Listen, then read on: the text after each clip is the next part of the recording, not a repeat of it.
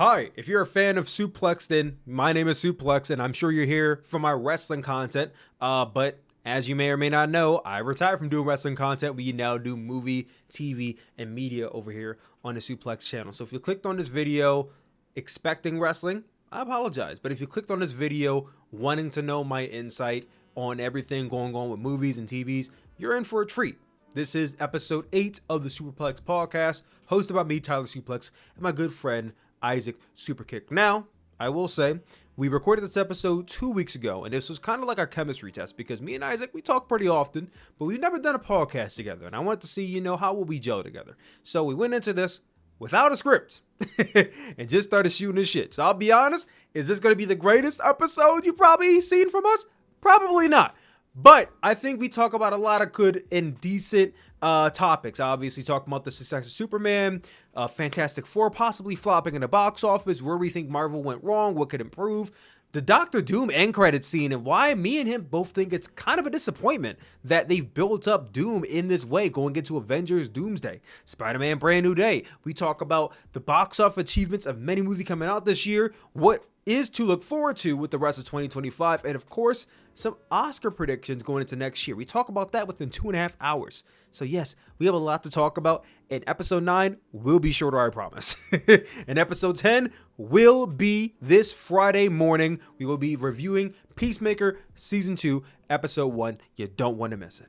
That being said, guys, let's get straight into it. This is the rebooted Sooperplex Podcast, Episode 8. You wanted cake, you got cake. Now eat it. Don't you swear at me, you little shit! I am your mother!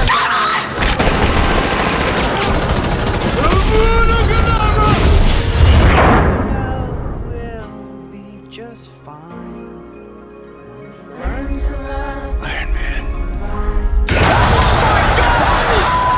Yo, what is going on, guys? It is your boy Sooplex, and we're here. We're live for what seems to be the very first episode in, I think, a month. The last time I did an episode of the Sooperplex Podcast, it was with Dante on deck about a month and a half ago. We were talking about New Japan, and it seemed to be positive, but then obviously the New Japan community found out, and they were tearing me to shreds about all the stuff I got wrong, but it is what it is. I think this is episode 8 of the Superplex Podcast, and I just want to say thank you all for coming through and listening in. I don't even know if this is going to air right now. Right now, I'm just talking, I'm spitballing, seeing what the vibe is. I don't know if you guys know this or not, and by now you probably do know because it's made the rounds on Instagram and Twitter and TikTok, and I think some people have made murmurs about it already. But Sooplex has decided to take a step away from professional wrestling, the content creation portion of it. I made that announcement on August the 1st, the day before SummerSlam, and then SummerSlam happened. I said, I want to talk about it just a little bit. And people were like, I thought you stopped talking about wrestling. And I said, I do whatever the fuck I want. I'm going to talk about it right now, and then I'll come back to it on Monday. And, now it's Wednesday, August the 6th, and I'm currently on my break. So yes, I'm not talking about professional wrestling at the moment. If something major happens, like the news that WWE is going to ESPN in 2026, that's major. So I talked about that loosely today, which I think WWE is completely pricing out their fan base. And this is just making me want to watch it less and less. I'm already not watching it, but now you're giving me less reasons to want to come back, I feel like, is where I'm at right now with wrestling in WWE. But that being said, I am currently on break, and my main focus is movies and TV content, which I'm having a lot of fun with. Just talking about all the new releases. This weekend, A24, they just released a movie back in March called Sorry Baby with Naomi Aki. And that is playing at a local art house theater near me. Me and my mother are going to go see that, so I'm really excited about that. I'm going to cover that, of course. There's been a lot of buzz around that. I think there's talks that maybe it's going to be like a best screenplay nomination at the Oscars this coming year, but we'll talk about projections a little bit later on. Before I get too deep into conversation here, I am here with not just a guest, but right now a co-host, a buddy of mine, the owner of Wrestle Arrival, also very esteemed in knowing a lot about film and media because he has a bit of a background in this. I mean, the guy is like one of the best cinematographers and editors out there that I know of. I'm talking, of course, about my big buddy Isaac, who we're going to dub today as Sooperkick. Isaac, how are you? Oh man, I love it. Yes, Sooplex and Sooperkick. We love it. What a combination. Oh man. Isaac, Sooperkick, how are you? Dude, I need a cape. Like, da-da-da-da, like we're here. Like, hey man, the Sooperplex Podcast, we need a Superkick. I mean, I just feel like it's necessary. It has to be there. Oh yeah, we love movies, and we're happy to talk to the masses today. Hell yeah. Exactly. I mean, and we're not forgetting our wrestling background, which is why I'm still I've heard a lot of people ask me, are you gonna change your name? I'm like, no, I mean, I'm still gonna be Sooplex. Like, that's the name my brand has been built on for the last few years, and I don't want to feel like I'm doing an erasure of where I came from. So no, I'm still gonna be Sooplex. Like, when I walk the red carpet one day, I'm gonna be Tyler Sooplex. I might put the Tyler in front of Sooplex, but Sooplex will still be there. You know what I mean? So it has a good ring to it. Kind of what I'm at right now. It's kind of where I'm at right now. But Isaac, how are you doing, sir?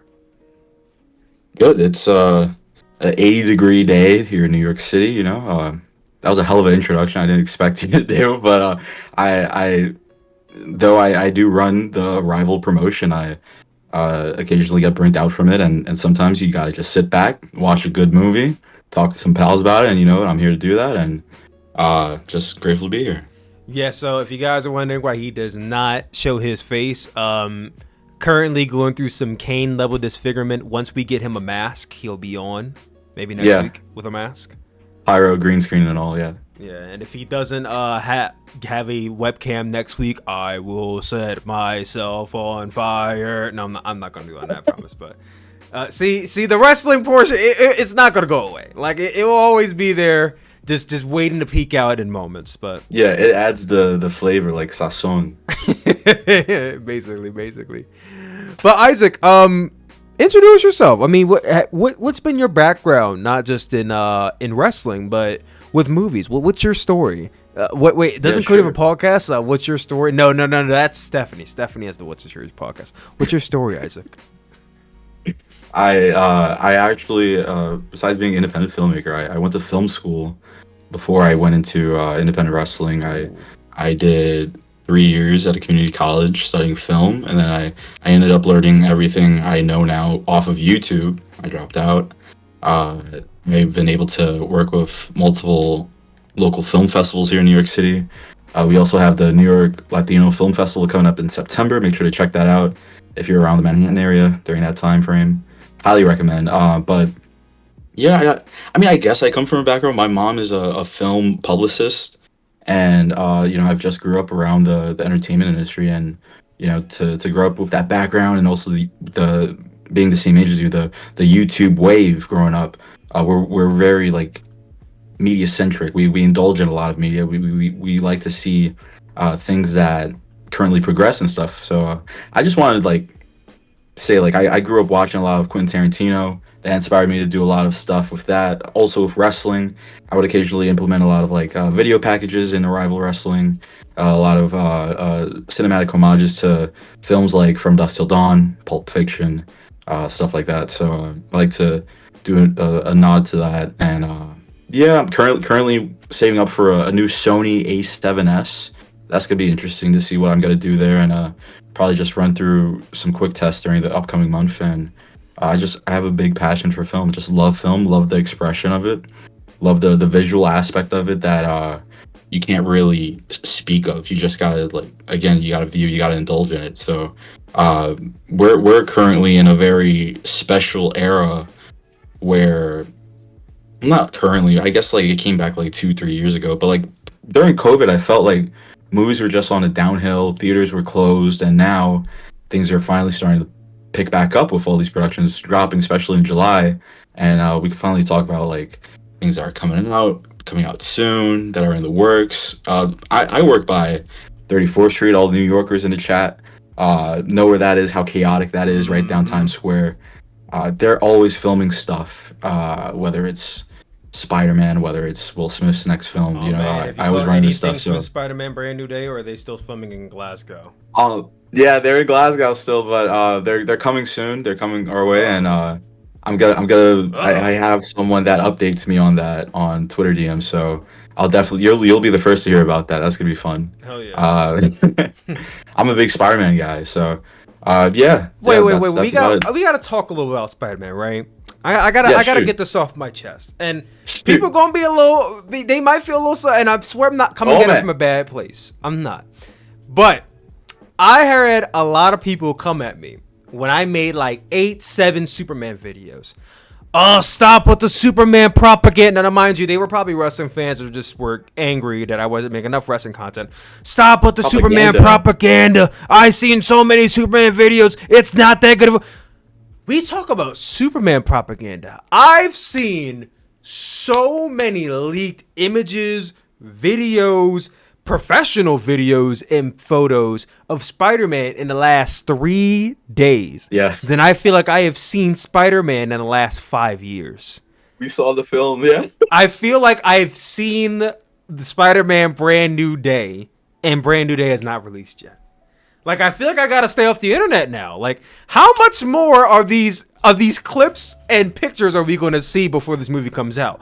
I already know John Bernthal's in it. I already know Mark Ruffalo's in it. I know Zendaya and Jacob Batalon is coming back, and Sadie Sink, and like, I know the cast. I done seen the videos of the Punisher on the bike, and I'm like, how much more am I gonna see? I don't know. Is there a point where they're showing too much? Because I understand where they're filming. There's no way. Look, well, let's not say there's no way to prevent the public from having access to it. I feel like if they truly wanted to, they could probably contact the city like, hey, we got to block off this access from people coming on set. Like they have the ability to do that because they have to contact the city to get that space so they can film.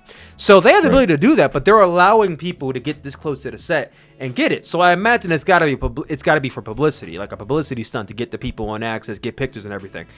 But at what point is it too much too soon? Like Spider-Man Brand New Day comes out next July. It's August 6th, and I feel like I've seen so much for it that I'm like, I want to see less now. Like, I don't want to hear too much more about Spider-Man until we get closer to the date, because it's making me... I don't want to say it's making me not want to see the movie, but it's like, I feel like I'm hearing a lot about it, and I really don't want to hear too much about it right now. I know they're filming. I feel like seeing a photo here, a photo there is enough, but I don't want to have the movie spoiled for me. And it's not being spoiled for me, but...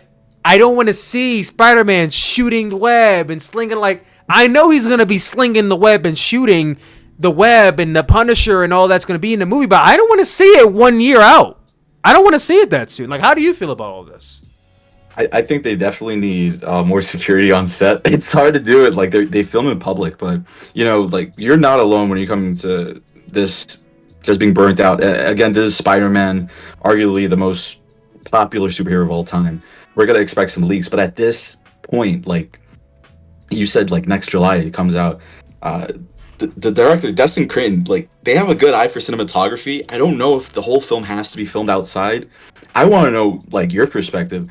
Do you think superhero movies are filmed too much in New York City, or should they just switch it up more? Because I feel like it's getting a little overkill with the New York City atmosphere. I do think the New York City atmosphere is a concept that is a little overdone these days, and it's not even just a superhero thing. It's a film media thing, and it's the fact that, I mean, I'm from the East Coast, you're from New York. Let's be honest, New York City is the most important city in all of North America outside of Los Angeles. You can go 1A, 1B, you can go 1, 2. New York City's number one. So when people think of what is the most rustle and bustle area to shoot in, to have that appeal that there is a lot going on in the environment for the character to interact with, for the character to be distracted by, for them to interact with, there's no better place to film than in the heart of New York City. So I understand. And Spider-Man's from New York, so like there's no way around shooting in New York when you're shooting a Spider-Man movie, right?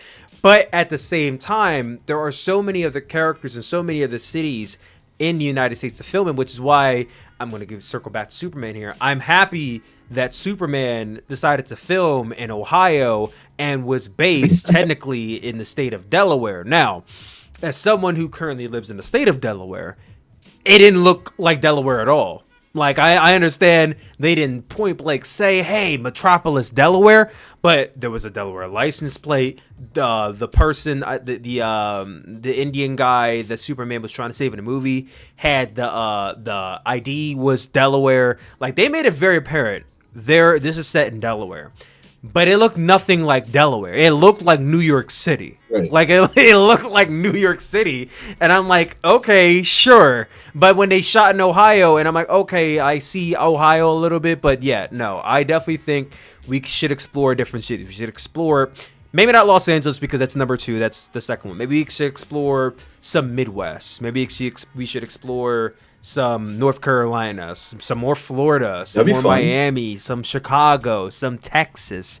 There's other areas outside of New York and Los Angeles. I mean, I know Atlanta is like the up and coming city in the United States right now.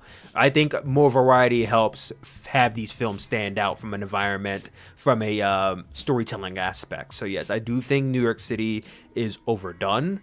I understand it's never going to go away. I don't think there's ever going to be a point in time where cinema will ever detract from New York City. But I think we are getting to a point where like we have to venture out, at least in some films. And that's what's going to make these films have their own identity outside of, hey, this is based in the most biggest city in the world. And this is why I don't know. I feel like we're at a place right now in film where we should be exploring other things. And I appreciate the movies that are done in small towns or done in rural cities. But for the ones that are based in big cities, there are other big cities in the United States. So that's kind of where I'm coming from right now. But otherwise, Spider-Man, like I said, there's a lot of Spider-Man propaganda going on right now. And I really hope that soon we start seeing less of it. Because I would hate for leaks to start coming out in 2025 when the film comes out in 2026. And I feel like this is where we're heading. We're heading towards leaks and spoilers coming out almost 8 months out from the movie. And we're 11 months out from the movie. But I feel like when we get to December, when we get to like, you know, the principal photography in like, you know, October, September, whatever, I feel like we might be getting into leak territory, and I don't want to get to that point. I don't want to get to the point where like I feel like I gotta start getting off of Twitter. By what month you said? Like, you know, September, October for principal photography. That's coming up, yeah. Yeah. Soon. And like I remember it used to take like for these type of movies, early 2000s, like 2 years to produce or something like that. With the growth of technology now, they could bang out the editing like ASAP. So it is scary fast how every information of shootings coming out right now currently, but we can't really jump the gun. Yeah, your best bet's probably like staying off of Twitter online when it comes to that. And that's the thing. My job is revolved around this, so it's impossible to stay off. Social media. I have no choice. So I feel like I'm gonna have the movie spoiled for me in so ways, and it's just gonna suck. And I also understand that the nature of them recording this now and filming Spider-Man now is because they're also filming Avengers Doomsday in conjunction, and they have to keep that cast around the same area. We don't know that Spider-Man's going to be in Doomsday. When they did the chairs reveal, there was no Tom Holland chair, right? So there's no guarantee. Right. But if they decide to throw Spider-Man in Doomsday, they're shooting right now. And it's not like, oh, Tom Holland's busy shooting movie X or, you know, this project with Warner Brothers. No. We have him readily available. We could pull him from the Spider-Man set and put him in the Doomsday set. So it's smart of them to shoot these movies back to back like that. And I know also they're going to have to do another back to back shoot because once Doomsday is done, if they plan to release Secret Wars when they said they're going to, which is 1 year out, then they got to do a back-to-back shoot. So once Doomsday done, they got to go straight into filming Secret Wars. So they got to keep these guys busy. And I think where we're at right now with Spider-Man, if this film is finished shooting probably by the end of the year, if he's in Secret Wars, he's probably going to be still tied up with that for some time too. But what are your thoughts on on Spider-Man and Doomsday being shot like, back to back. From your background in film, is it smart? Do you think this is the best practice for them?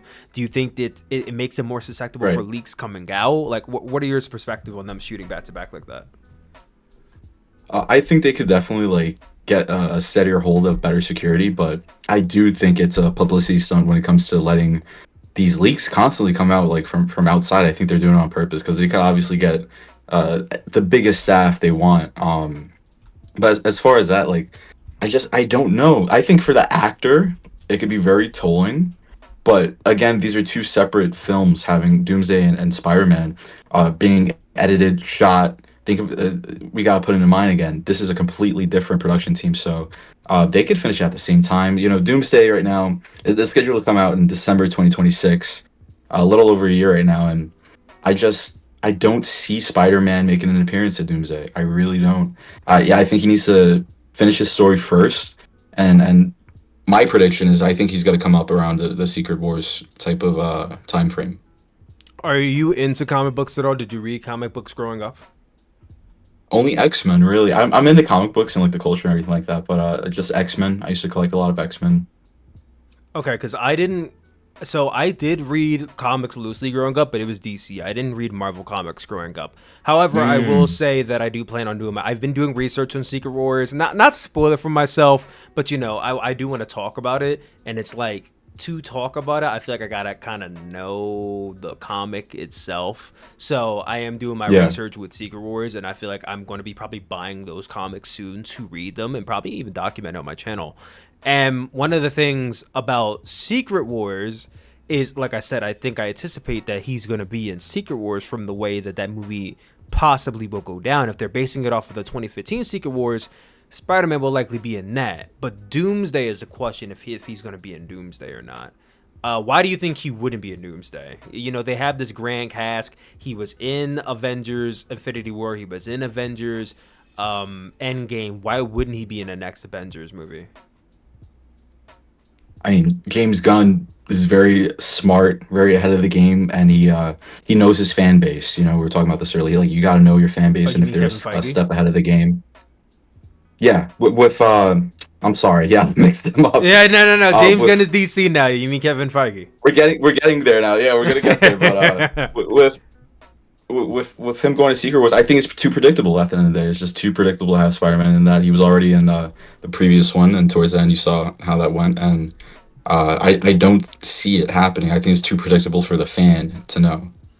So while we're on the topic of Spider-Man Brand New Day, where do you think this movie is possibly going? I mean, I know we saw that we're going to be getting the Punisher in the film. We're going to be getting the Hulk in the film. Now, that's due in part to the contract between Sony and Marvel. They kind of have a hand-in-hand deal where Sony's like, hey, we will lease you Spider-Man to use in your movies. However, when we're making our Spider-Man movies, because at the end of the day, though Spider-Man is Marvel Studios, it's still a Sony project. So you must give us Marvel characters to appear in Spider-Man movies. So that's why when you saw Spider-Man Homecoming, Iron Man was in. When you got to Spider-Man Far From Home, what's his name was in it? Somebody. But then when you got to Spider-Man, when you got to Spider-Man No Way Home, Doctor Strange was in it. So now you're getting the Punisher and the Hulk. And what do you think the story for that's going to be? Because I don't really see what the parallel is with Spider-Man and the Punisher. Now, I have been told that Spider-Man and the Punisher had some run-ins in the comics, and I think one of Punisher's first appearances in the comics was in a Spider-Man comic. But what do you think the direction that story can go, especially with the Hulk being amalgamated now with Bruce Banner? They're kind of one. I know at the very end of Spider-Man No Way Home, Doctor Strange wiped the world of everyone knowing Peter Parker was Spider-Man. So if the Hulk doesn't know that Peter Parker is Spider-Man, how is that going to go down? Because obviously Peter Parker still knows Bruce Banner is the Hulk, who the Hulk is, that we teamed together to take down Thanos, but he doesn't know that. So I need to ask you, so where do you think this story is going to go with these three men being in a movie? Oh man, I think we're gonna see more relationship with Spider-Man and Bruce. I think that we're gonna see the Hulk play a big part of the transition between a Brand New Day and intertwining somehow with the Secret Wars storyline. As far as like afterwards with Spider-Man himself, I honestly don't know. I think that we're gonna get uh, possibly one more film with a new uh, probably a new villain that has to do with Punisher storyline, because those films are going to come out way before the next Spider-Man. So this is going to be more of a transitional, like in wrestling, you're going to put another character over for the focus to also be on them and not just Spider-Man. So I think it's going to be less self-centered, if you know what I mean. No, yeah, I can see that. I can see them kind of taking the focus off Spider-Man a little bit and putting it on these other characters. Like, I think Mark Ruffalo was on the in the chairs. I don't believe that John Bernthal was, but he was in Daredevil. I admittedly have not seen Daredevil. I have not seen the Punisher films. I know I have to do my research. I gotta brush up on it. I promise I will. Daredevil's good. Daredevil's a fun time. I recommend it. I'll check it out. Listen, my first exposure to John Bernthal was The Walking Dead, because I was a huge Walking Dead mark. Oh yeah, back when it was gone. Oh yeah, and when he was Sharon playing Negan. Shane, when he was playing Shane, and Shane was just crashing out all the fucking time, dude. That's John Bernthal to me. John Bernthal is Shane. I forgot his name. Not Shane Helms. Shane Helms. Shane Helms. There's a hurricane coming. Yes, there is a hurricane coming. You know, he was Shane for The Walking Dead for me. When I found out he was playing Daredevil, I'm like, oh, okay, that's cool. That's what's up. But I never ended up checking it out. So I'll be doing my research on that. Getting off the topic of Spider-Man now, let's pivot a little bit. We got a bit of a news article here. Let's pivot a little bit to something that is Marvel related, and that's going to be the Fantastic Four, which did release. So let me ask you, Isaac, Sooperkick, have you seen Fantastic Four in theaters? I did see Fantastic Four First Steps. Yes. What did you think of Fantastic Four? Oh man, it was good. Not as I feel like the internet isn't really like giving it a lot of praise because of the expectations. But again, Rotten Tomatoes gave it 88. Personally, I loved the colors of it. Storytelling, I think they could have done better with it. I think it was a bit rushed, but you know, I'm a big Pedro Pascal guy. But everyone in this film delivered as far as you know, the Thing. You know, you had Johnny. You had even what's his name, Galactus. Just like simple, didn't need many lines, but absolutely delivered in his presence and portraying a large. It was a villainous, great portrayal of Galactus. He felt like a true world. Just direct to the point. It is a very direct to the point film where I feel like a lot of fans went into this thinking that the story is going to be further told, but there's not much character development. They go straight to the story. I liked it. I think they could have done better as far as character development and as well as the story, because it was very blueprint. It was very straightforward. You know, there wasn't really any swerves, any plots with it, but it delivered. It did what it had to do, and it's setting up the next one. You know, so especially at the end, you saw the end credit scene, right? Yeah, with Doom. Yeah, what do you thought about that? I was disappointed because, and I get to sound off with this finally. I was disappointed because, firstly, Doom is a Fantastic Four villain, and he was a pivotal part of the last 3 Fantastic Four films. You know, the ones from 05, 07, and the sucky one in 2014, Fan Four Stick. He was a pivotal part of all those movies. So when you think about Fantastic Four, you think about Doom. Now, I understand Avengers Doomsday is the next big movie. So obviously he's not going to be the big bad in this movie because he has to be the big bad in the next movie. Okay, fine, whatever. But to not have him in the movie at all, and you just have, Latveria was one of the United Nations, like, okay, cool, he wasn't there. All right, yeah, I get it. But then he comes up in a post-end credit scene. I'm like, okay, this is the time for us to get, you don't got to show us all the cards. You don't got to give us, direct lines, him killing somebody. I'm not expecting anything major, right? But this is the time for you to show us who is playing the man. We know it's Robert Downey Jr., right? But we still haven't seen his face. We haven't seen him in the garb yet. This is your time to show us Robert Downey Jr. in the cloak, with or without the mask. maybe say a few lines, boom, we got our fix until Doomsday, because I don't think he's going to appear in Spider-Man Brand New Day. Now, obviously, there is room for him to appear because that is the final movie before Doomsday. Originally, it was going to be this, but then Doomsday got pushed back, so now it's Spider-Man Brand New Day and then Doomsday. But if we're going off the fact that Spider-Man won't be appearing in Doomsday, then this is the last MCU movie going into Doomsday. So, with that all being said, you would imagine Doom has to have some level of presence, and he does, but it's at the level of him just holding Franklin Richards and his face not being shown, and he's only on screen for 2-3 seconds.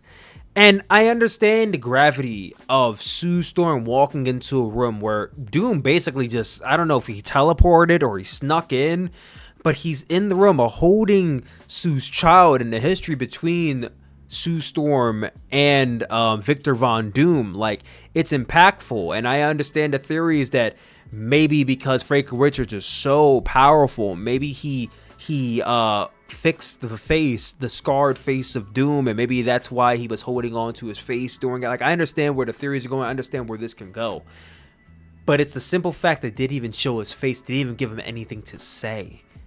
It was disappointing. Right. Like, this is supposed to be the big bad. And when you think about the aspects of Thanos being the last big bad for the Avengers film, you had 3 movies building up to Avengers Infinity War, right? You had the first Avengers movie where he showed up in the end credit scene, and that was like in 2012. Or was it Ultron? Was it Age of Ultron, or was it the first Avengers movie? Age of Ultron was 2012. No. Avengers 2012. Age of Ultron was 2015. So I'm drawing a blank if he showed up in Age of Ultron or if he showed up in Avengers, but he showed up in one of those movies, right? So he showed up in one of the Avengers movies, right? Yeah. Then he showed up at the very beginning of Guardians of the Galaxy. And it's like, okay, so now we had 2 films that showed you point blank, this is Thanos, this is what his intent is, he's going for the Infinity Gauntlet, like, he's coming for gold. Like, this is Thanos, this is what we're heading towards. And that's like 3 years out from Infinity War. And now there are clips, there's pictures, there's all this stuff coming out about Thanos leading into Infinity War. The trailer drops, millions and hundreds of millions of views are coming out about Thanos, and then you get to Infinity War. Thanos had proper build up to being the big bad for Infinity War. Victor Von Doom did not, and does not. And I understand Marvel was in a very bad spot, right? Marvel was forced to have Victor Von Doom as their next big villain because the original plan was Kang the Conqueror. We all know this. Kang the Conqueror, he was in Loki Season 2, technically Loki in Season 1 as well. There was Ant-Man Quantumania, which honestly was a shit show for Kang. You know, at the end of the day, you're supposed to be the big bad, and you got defeated by a C-level Avenger. Like, okay, that was a bad start for him, but at least he had his start, right? At least we can say he was a villain in a movie prior to Kang Dynasty. He had something going for him, even if he looked like a weak villain.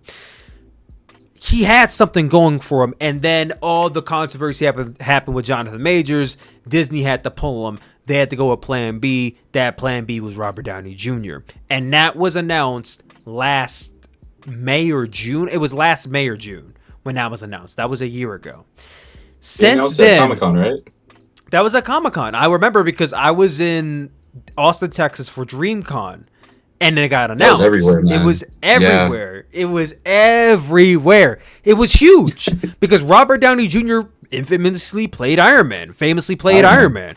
So for him to come back in this role and getting paid $80 million, like, holy fuck, that's a shit ton of money. So for you to come back in this role as Victor Von Doom, and you're going to be in Avengers Doomsday and Avengers Secret Wars, like, the whole movie's based around you now. Like, you done kicked Kang out the door. So now we have movies leading up to this, right? Obviously, you can't do Deadpool Wolverine because that news came out after Deadpool Wolverine came out. But you have movies coming out in 2025. You have Captain America: Brave New World, you have the Thunderbolts, and you have Fantastic Four. There's three movies, and then Doomsday. Because again, back then, a Doomsday was coming out in 2026, May 2026. There was the expectation that it was coming out in the middle of 2026, no delay. So 3 movies to build up Doom. We get to Captain America: Brave New World, no Doom. Interesting, but I understand you're using this movie to build up Anthony Mackie, Sam Wilson as a new Captain America. Okay, fine, I get that. But Thunderbolts is coming up. We got to have Doom and Thunderbolts in some way. Post-end credit scene, whatever. Thunderbolt comes around the corner, no Doom. Okay. Interesting choice. But now there's only one movie left. Like, there's only one movie left. So if you're not going to have Doom in this movie, what are we doing? We get to Fantastic Four, and Doom isn't in the entire movie. At all. So now I'm asking myself, you had 3 opportunities. I understand that when they announced Doom, this was last minute for them. They had to think on their feet. But in the time from last June all the way up to July 2025, you mean to tell me you couldn't have wrote Doom into the script for any of the 3 movies that you had releasing in that time? At least Brand New World. Yeah, you couldn't have wrote him into the script to be in the post-end. You could have made him a post-end credit scene. You did that with Fantastic Four. You didn't even show his face. So how do I even... If I stay offline, right? If I stay offline, I'm the average moviegoer. I don't know that Robert Downey Jr. is playing Dr. Let's play stupid. I don't know Robert Downey Jr. is playing Dr. Doom. I go into Fantastic Four, I watch it. I still don't know who's playing Dr. Doom. I still don't know. So yeah, I know Doom's coming, but who's playing Dr. Doom? What's the intent here? There's so much we don't know, and Doomsday is the next movie. Pretending like Spider-Man Brand New Day has nothing to do with Doomsday. Doomsday is the next movie. So again, this is a poorly executed villain in my opinion. I understand Doom is one of the greatest comic book villains of all time from all accounts. He is the biggest comic book villain possibly of all time, especially Marvel history. But if he is, he damn sure doesn't feel like it right now. You did a better job of building up Ultron. You had a better job building up Thanos. And with Von Doom, all you give us is... Oh, yeah, this is him. The last 5 seconds of Fantastic Four. That's all we get? You couldn't even have the decency to give him a 1 minute, 2 minute scene in Fantastic Four. He got just 3 seconds in the post-end credits. I just thought it was disgraceful that this is supposed to be your next big bad, and this is how you're building them up. But I've been ranting for long enough. Isaac, what are your thoughts? On Doomsday and his treatment, and Vector Von Doom? And I think it was lackluster. No, I think it was lackluster. I think it was a cheap pop. I think it was quick. Again, you mentioned like even Thunderbolts at the end scene. Like they definitely could have implemented him at an end scene credit in a better fashion, but to wait last minute, but also a few seconds of this, maybe the company that's producing it, like Sony and everyone, the corporates of Marvel, maybe they're relying on the star power of Robert Downey Jr. too much. You gotta keep in mind, this is one of the biggest baby faces in the Marvel superhero universe, so to have him a complete 180, portraying one of the most egotistical villains they're gonna have, they might be saving it for Brand New Day. I'm not sure.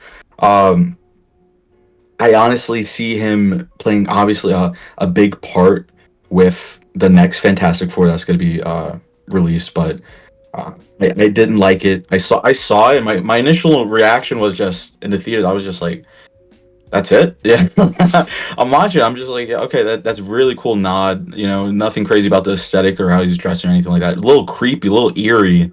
He's touching Franklin, and then she goes into the room and then she sees him. I didn't like it. It could have been executed better.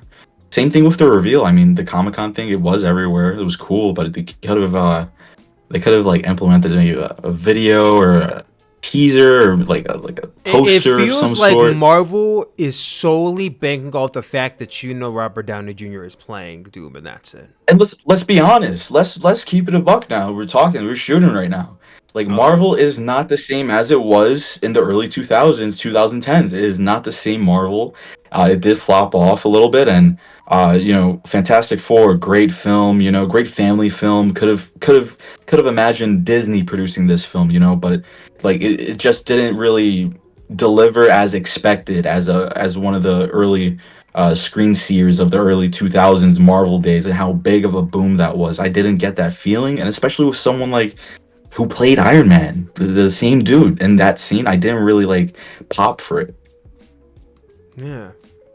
Yeah, and you just brought up that I was going to bring up this article that comes from the Hollywood Handle via Sure. the Insnider. It says that Matt Shakman, who directed Fantastic Four First Steps, is likely set to return and direct a Fantastic Four sequel. So it looks like There we go. they are likely going to be working on a sequel, and Matt Shakman's going to return as the director. And I'm looking at the comments of this post, and a lot of people are like, yeah, we don't want a sequel. Like, we aren't, like, asking for it. People are saying how it flopped in the box office. Like, there's not a lot of positive reception for it, which is a little shocking for me. Like, there is not a lot of positive reception for a sequel for the Fantastic Four, which is pretty shocking. I expected people to be I didn't know that. excited, and yeah, no, there's I'm getting mixed reviews, but like the fact that no one wants to see a sequel even or not even interested in it, that speaks volumes. It does. I think there is truly Marvel fatigue has set in when you're having people say, I'm not interested in a sequel, because I myself, right? I really did enjoy Fantastic Four. I enjoyed Superman slightly more, but I did enjoy Fantastic Four. Now, do I think the movie needs a sequel? I don't think it does. I think this movie was good standalone. It does its job. Can it get a sequel? Absolutely. You can get a sequel out of fucking anything, to be honest. Where would you go with a sequel? Because number one, we already know it's taking place after Secret Wars, because you can't develop a movie this quickly. Like, the movie's going to take place well after Secret Wars, and how do you go about getting to this point where you have another Fantastic Four movie following up with Victor Von Doom being in it? Like, where do you even go with the sequel if you make one? Like, what's the direction of it? How do you implement that? I don't know. Where do you think a sequel can go if they do? And it looks like they are doing one. Where do you think a sequel would go? I mean, a sequel could definitely go. Like, it is their first family, but what if you like separate? I don't know. You get Johnny and Mr. Fantastic butting heads. Maybe have a separation. I haven't read the Fantastic Four comics. I did read that there were some homages and nods in the. Didn't they appear in the X-Men comics? I read the X-Men comics, but not the Fantastic Four comics. Okay, they didn't appear in the X-Men comics. Right. So when I see that, I definitely am more interested in reading more into it with the animation to see how it pans out. Because I mean, Thunderbolts, even Captain America, they did a very well job as far as the consistency of and the characters that are in it. But Fantastic Four, I'm getting mixed reactions. Everyone's talking about. It could have been better. We didn't like how there was no story really. It was just straightforward. It felt rushed. I don't know if that opens for a corporate interest to a sequel. You know what I'm saying? I'm curious as to what the box office is right now for Fantastic Four First Steps, because a lot of people were kind of dragging it and saying, oh, it's a flop. And I don't think it's a complete flop from the box office perspective right now. But the fact that it opened pretty hot and then had a 66% drop off after week one that's huge. That's huge. That's a very steep drop off. Very steep. That's more than 50%. And we're talking about a Fantastic Four that came out 2 weeks after Superman. And DC historically over the last almost 20 years has been number 2 to Marvel. And now we're at a place where it's number 1 in terms of Superman doing better than Fantastic Four. And the question becomes, did it do so bad because of the Superman effect, like Superman came out, or is it a bunch of other aspects like Marvel fatigue? I know people have been saying Pedro Pascal fatigue. Like, why do you think this movie is not doing as well as it should be doing? Like, I'm looking at the domestic box right now. This is coming straight from Box Office Mojo, and they're pretty good at registering everything. Right now, the domestic box office for Fantastic Four First Steps is sitting at $208 million. Internationally, $170 million. Worldwide, $378 million. This movie came out on July 23rd, which was, 2 weeks ago? Going on 3 weeks ago? Going on 3 weeks ago. So, I think there is still room for it to hit,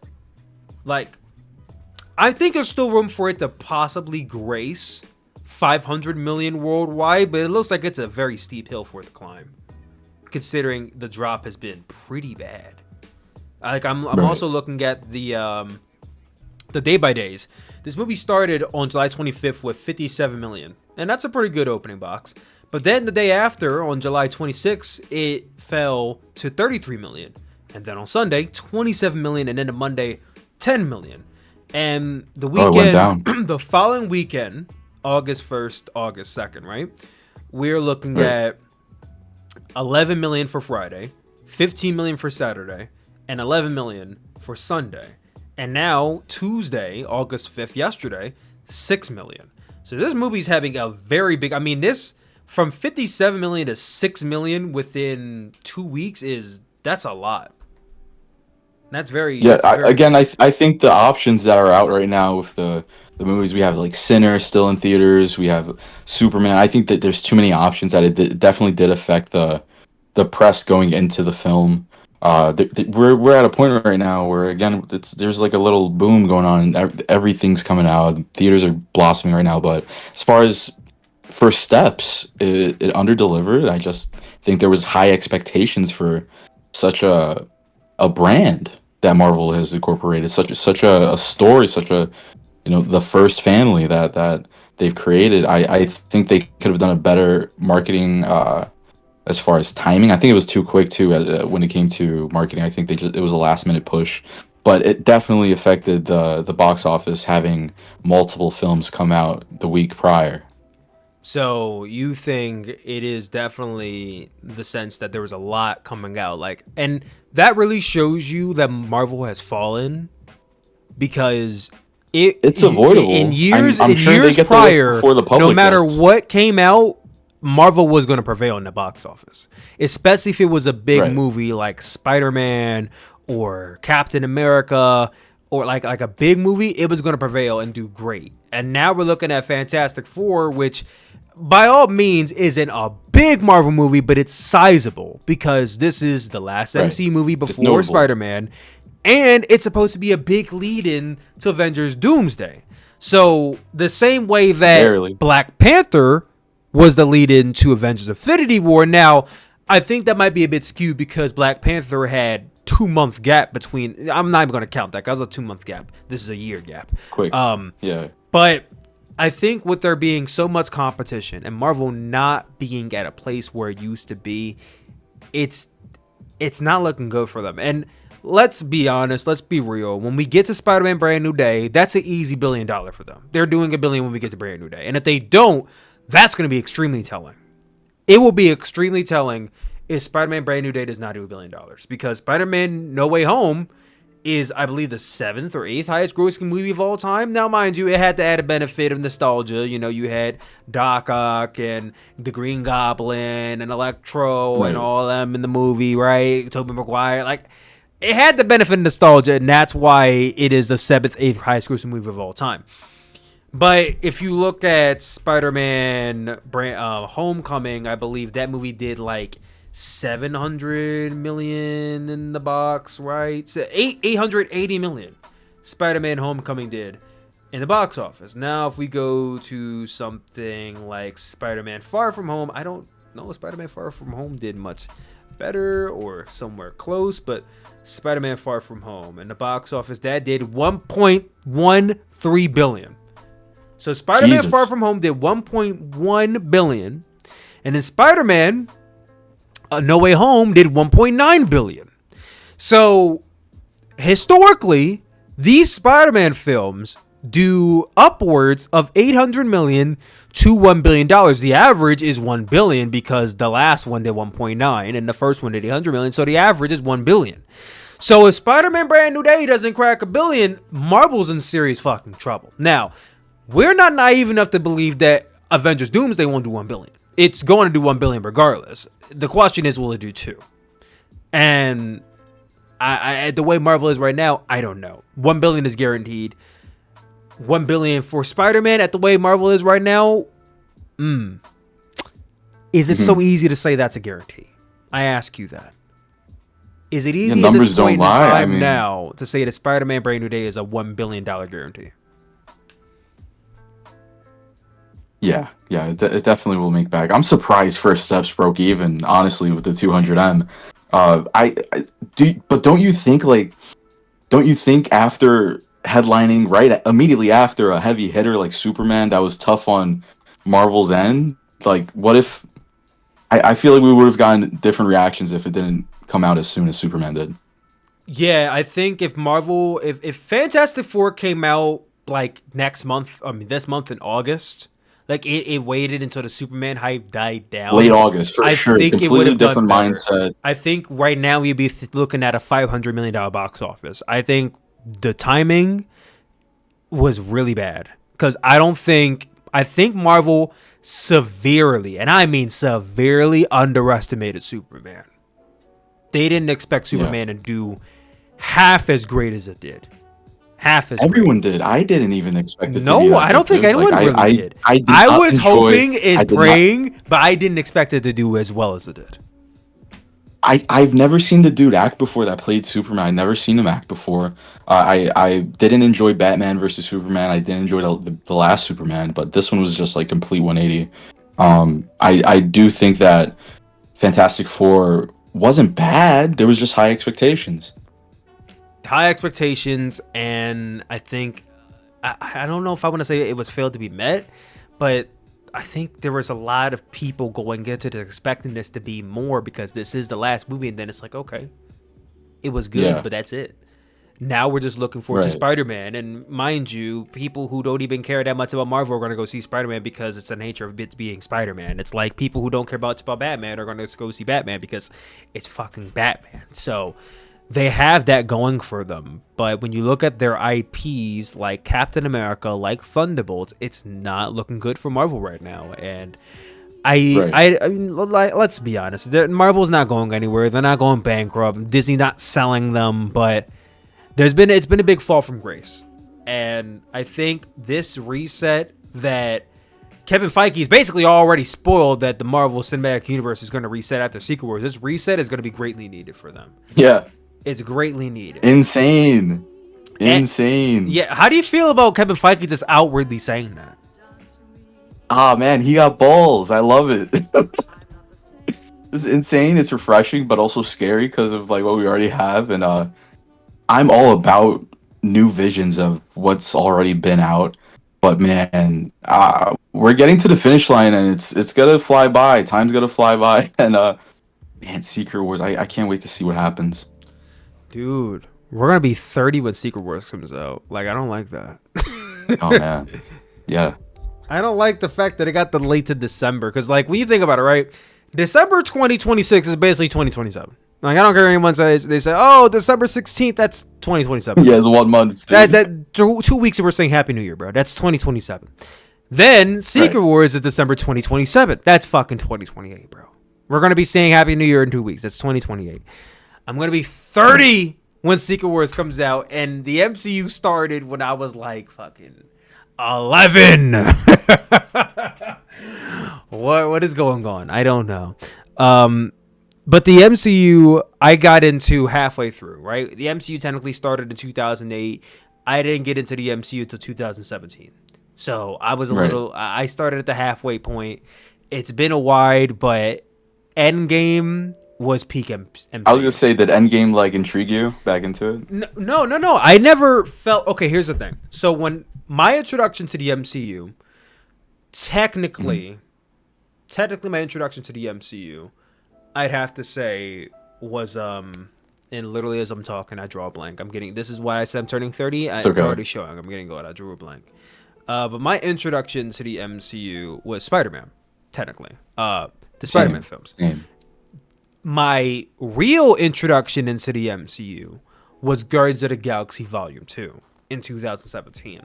So I love that movie. I love that movie too. So this is Sooplex, who's working at a movie theater. No, I actually just quit my job working at a movie theater. I reach out to my old high school friend DJ, and I'm like, hey, if we haven't talked in a while, let's go see a movie. And he's like, let's go see Guardians of the Galaxy. Or maybe I recommended it, I don't know. But I'm like, Batista's in that movie.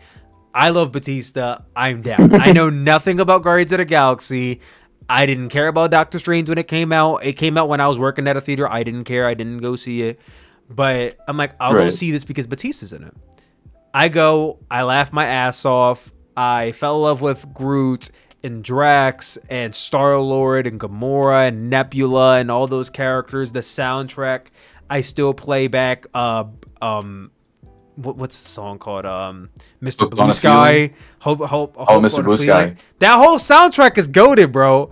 I was introduced to so many new artists through Guardians of the Galaxy, the franchise alone. Like, it's ridiculous. Talk about soundtracks. It's so vital to a masterpiece of a film, and I feel like, again, looping back to Fantastic Four, I think it lacked on soundtrack. Again, a big part of Superman is the flow just went perfectly. Punk rocker at the end, like it was just so I still poetic play that in song ways. Because I'm a punk rocker. Yes, I am. Dude. Like, Oh, dude, hell yeah! put I'm me on the train riding into the city. Got it on. Got both headphones on. But it's so vital. It's such a small but important detail that I feel like a lot of filmmakers nowadays forget. But Guardians of the Galaxy, what a hit! I grew up. It's 2025, but I grew up like old spirit. I grew up with my grandparents raising me, so that was on the radio with Motown and a bunch of like Cool in the Gang. You know what I'm saying? Like I used to Billy Joel too. Just old school, feel happy. That's the vibe setter. That's the vibe setter. Besides dialogue, obviously, but yeah, I just had to go on that tangent because you mentioned Guardians of the Galaxy, one of my favorite movies. Hell yeah. So, and you're fine. So we watched Guardians of the Galaxy. I fell in love with it.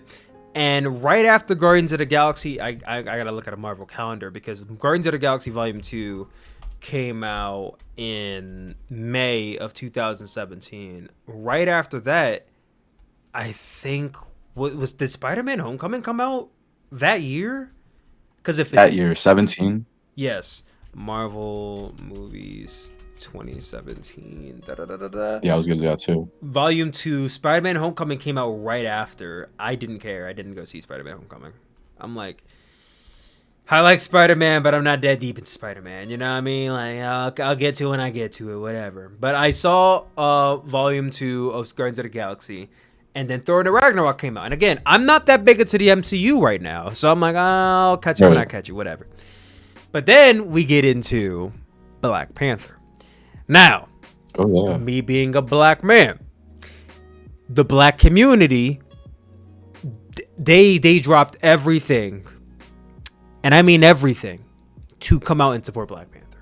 One thing the black community will do, we will support black movements, especially when we are showcased greatly on the big screen. In the magnitude of Black Panther being rooted in Africa, Wakanda, all these great actors and actresses like Chadwick Boseman, like Michael B. Jordan, like Angela Bassett. Like there was so much going on, and I think that for the black community, it resonated with a lot of people, and word got around that the performance of Chadwick Boseman and Michael B. Jordan was so encapsulating that even my dad, who I only can recall going to the movies like maybe twice in my lifetime, he went out the house to go see Black Panther.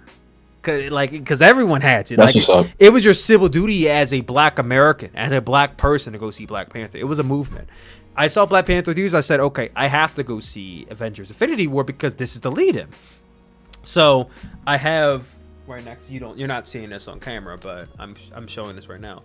I have with me this little lanyard that says the Avengers Infinity War Marathon. So this took place on April 25th, April 26th, 2018, and that was my 21st birthday weekend. I said I'm going to Los Angeles for my 21st birthday. And in Los Angeles was this Avengers Infinity War Marvel movie marathon. And I said, I need something to do. Let's do this, because this is my way to get into the MCU. Because I'm looking at the list. Iron Man, Hulk, Thor. Of all the movies on this list, Iron Man, Hulk, Thor, Captain America First Avengers, The Avengers, Guardians of the Galaxy, Age of Ultron, Civil War, Doctor Strange, Homecoming, Black Panther, Infinity War. Of that list, the only movies I have seen before I got to Infinity War was The Incredible Hulk and Black Panther. Those were only 2 movies I've seen from the MCU. Everything else, never seen.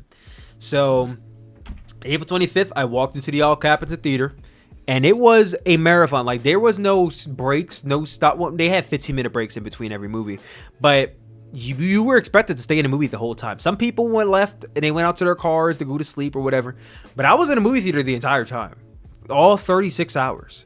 I remember being pissed because it was 2 a.m. and they were showing, I believe, Guardians of the Galaxy, and there were people screaming, shouting, and I'm like, it's fucking 2 o'clock in the morning. Why are you so hyped about a movie you saw already? Like, I don't know, but I went through all of these movies in like a 31-hour period.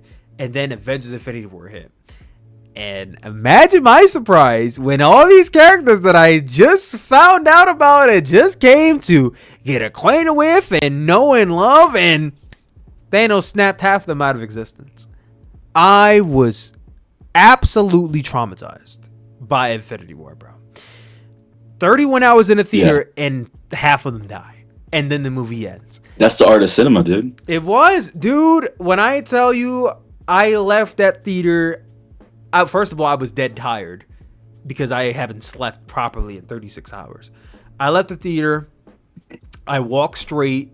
I didn't know where I was going. I was just walking. Your time zones changed. The time zone changed. I see Hooters. Never been to Hooters in a day of my life, but I walk inside Hooters because I'm starving. And one of the girls comes up to me and she said, "Oh, what can I get for you?" And she's like, "Are you okay?" And I'm like, "I think I'm okay." And she's like, "You look disheveled. Like, are you like?" And I'm like, "I just came out of Infinity War, and like, I didn't want to spoil it for her. I can't believe that happened." And she's like, "Oh, okay. Well, what can I get for you?" and I was that was my day. My whole day was ruined, bro. My whole day was ruined. It didn't ruin my week because I'm gonna live it up in Los Angeles. My whole day was ruined after that point. And even though it was ruined, they announced Endgame, and it's like, I have to see what happens. Like, you killed half of the people. How do you bring them back? So after Endgame, I'm like, oh, I'm 100% locked into the MCU. But at the same time, Endgame seemed like the perfect ending. This was the perfect way to end a franchise. But then it continued. And then we got into COVID. And COVID just set everything off. I mean, you had projects got delayed. A bunch of movies didn't end up happening. COVID definitely had an effect on the MCU in a lot of ways. It had an effect on everybody, but definitely the MCU. And what's really truly saved the MCU was Spider-Man No Way Home coming out in 2021. And it came out in the middle of COVID, but kind of towards the end. Like, I remember going to the theaters to watch watch Spider-Man No Way Home with a mask on. And I'm pretty sure I got COVID from that theater because I didn't go to the theaters that whole year. I was going to say, did they separate you like by chairs? Was there like space in between? How'd that go? So from what I recall, there was separation, right? Like, you could go with there could be 2 seats, but for every 2 seats, there was like a 2-seat gap. Like, it was me, my friend, and then 2 seats empty. Wow. Us. Like, that was how it was. So I sat next to my friend and we watched the movie. And I remember as I'm watching the movie, I feel this pit in my throat. That's odd. And I'm like, what the fuck is going on? But I'm like, I'm still watching the movie, whatever. The next day, I'm coughing. And I'm like, I don't like this feeling. Whatever. I go to work. I wear my mask. As the day's going on, I'm feeling more and more sick. Like, my head is starting to hurt. When I get sick, I get sick. Like, my body I get body aches, I get fatigue, like I get sick. So I said I gotta go home. I go home for the day. Next thing I know, the next day, bro, I couldn't even fucking get out of bed. Like I was that fucking sick. So I get a COVID test. I got COVID. I said, did I get COVID from fucking Spider-Man No Way Home? I think I did. But anyway, I say all that to say, Spider-Man No Way Home definitely saved the MCU in some ways, but then you got into this rotating door of phase 4, and this is where phase 5, and this is where I think the MCU really started to just kind of like, because you got into Doctor Strange Multiverse of Madness, which was the next big movie after No Way Home. A lot of people had sky high expectations for Multiverse of Madness. Deadpool's gonna show up, this person's gonna show up, oh, this is gonna happen, da-da-da. And then I remember a lot of people did not like Multiverse of Madness. I rewatched it a few weeks ago. I liked the movie.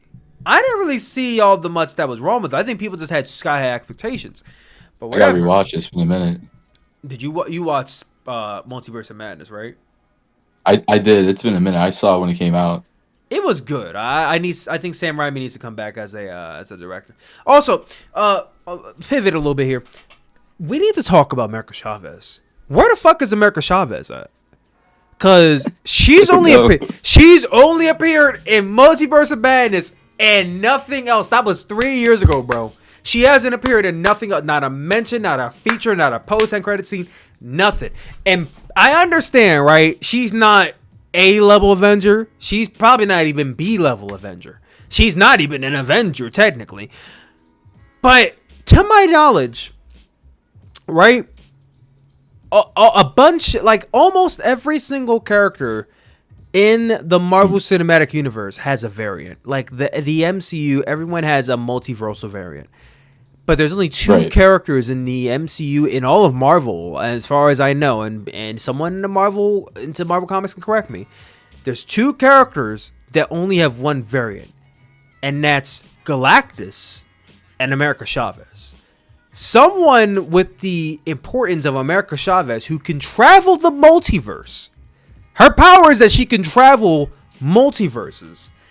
And you don't utilize her in a movie like Avengers Doomsday when you're going to be battling somebody that's going to be dealing with the multiverse. You have a movie like Deadpool Wolverine where you literally have Deadpool going with the TVA to pull Wolverine out of another multiverse, and you go into the void. Like, how do you go through Spider-Man No Way Home, Ant-Man and the Wasp, and Deadpool Wolverine, and all these movies, and you don't have a figure that can travel the multiverse like America Chavez? Where is she? What is she doing? Was she a one-off character? Like, I don't know. That just popped in my head randomly. Do you remember her character in Multiverse of Madness at all? Vaguely. It was always traveling. Vaguely. Yeah, but like I said, I feel like, where's her character at? I feel like she needs to reappear at some point. Maybe Secret Wars, but I just feel like her character... Need more cowbell? No, need more America Chavez. Yeah, I feel like her character could be something big, and they just completely forgot about her right after that one use she had. And if you weren't going to do anything with her, why include her in the first place? That's just hot. That's how I feel. Why include her in the first place if you weren't going to do anything with her after that? Probably filler. I guess. I mean, to give Doctor Strange an excuse to travel in the multiverse, but I don't know. I just feel like if you're gonna have a character that with one variant, the magnitude of her and her interactions with the Scarlet Witch, why include? I don't know. But anyway, back to my point. What was my point?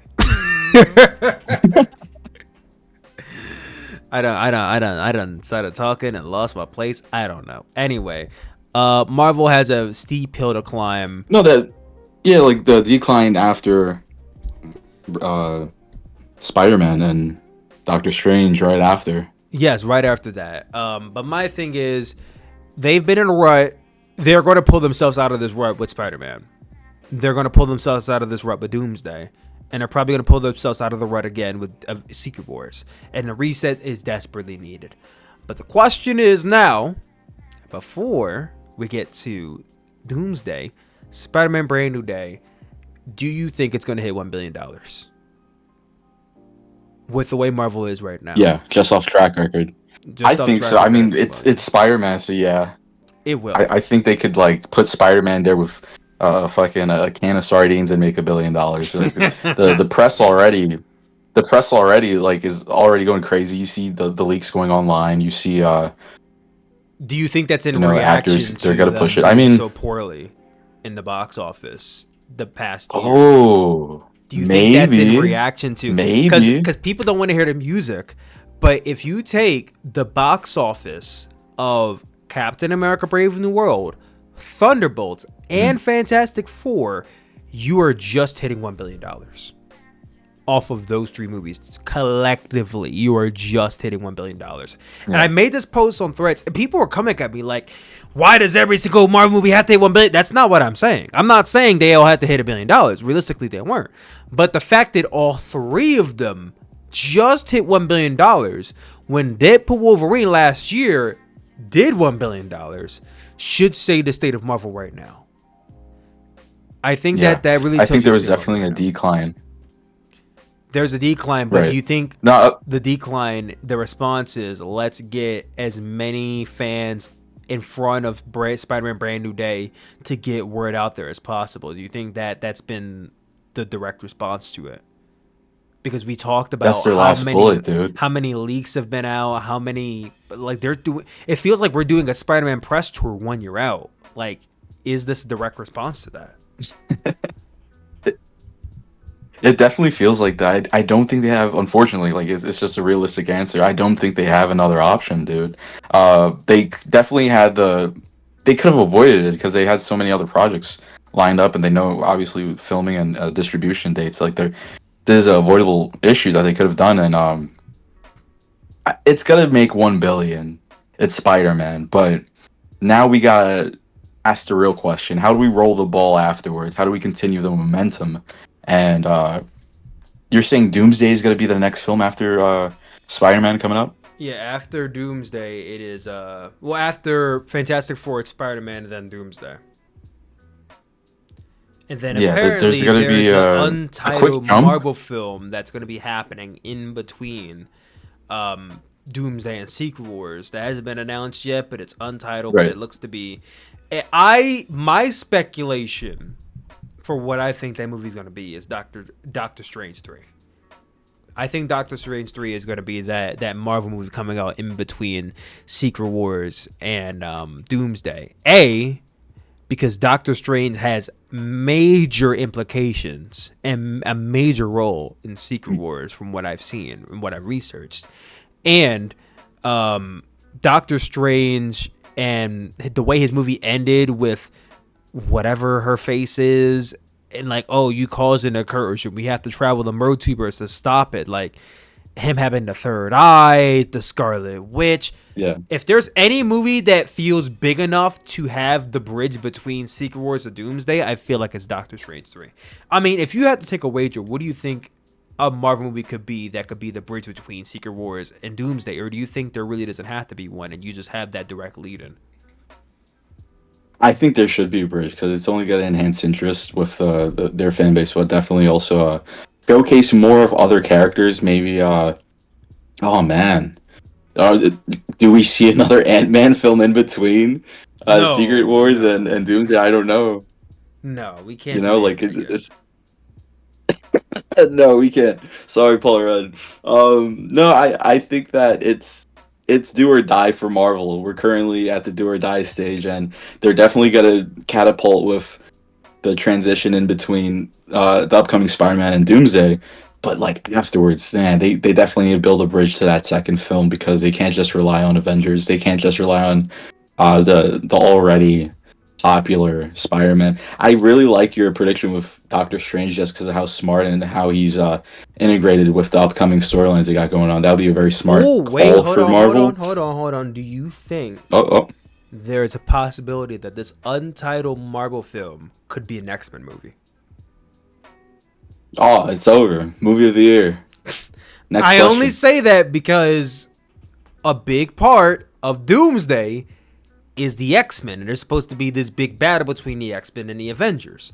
So if you're gonna have the X-Men in a movie and the X-Men are already on file, you already have all these chairs announcing that the X-Men are coming back. All these people are going to already be on set for Secret Wars. Why not shoot a X-Men movie in the lead up? The only thing is, if there is a movie being shot, we're probably going to hear about it very, very soon, right? True. Yeah, very soon. If they're shooting it in secret, how secret could it be if we already getting word? Is there like a certain Civil War? That's the thing. I don't know much about the Secret War story or comics. But if I don't want to say too much. All I can tell you is that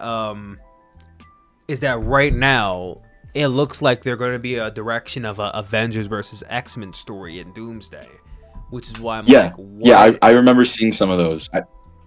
There's a certain Civil War type of time frame in the Marvel universe with that, and I see that happening. I don't know if they will pull the gun on Doomsday, introducing all of the X-Men. Maybe they'll just sprinkle in Cyclops or one character as a foreshadowing in that film. That's how instrumental Doomsday is going to be, though. It's do or die, like I said earlier. But that's very interesting. I didn't know that. Yeah, I think there's a lot we could talk with Marvel, but let's get off of Marvel. We've been talking about them long enough. Let's talk a little about DC. We talked about Superman lightly. Oh, yeah. I enjoyed Superman a lot, enough to see it 2 times, going on 3 times, maybe this coming week. You saw Superman, correct? I saw it twice as well. Hell yeah, brother. Did Was you that enjoy good? it more than Fantastic Four? 1,000%. And it wasn't just because it was Superman. It wasn't just because it's DC. I'll keep it a buck, man. I'm not a big DC guy. I don't really find DC interesting, even though one of my, I will say, but it's older film. One of my favorite films is Dark Knight Rising, and I just feel like they haven't really hit the bullet with the new Batman, with what's his name, Edward Cullen. I forgot his name. Who plays him? Who plays who? You know what I'm talking about. Who plays who? Anyways, the new Batman, Robert Pattinson. Robert Pattinson. I just didn't think that he wasn't a good fit for that.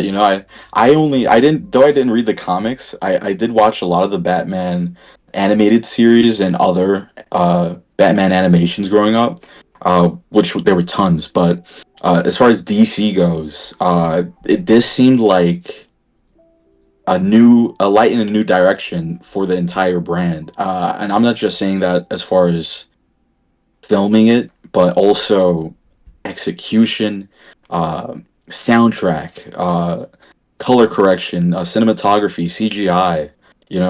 They just did a killer job in it, and it didn't lead to a point where it felt rushed. I think that it was even relatable as ever, having Lois and the connection that she had with Clark, and it felt organic, it felt relatable, it didn't felt fake. You got the Justice Gang, the good chemistry between them, and the contrast between him and the Green Lantern and Clark.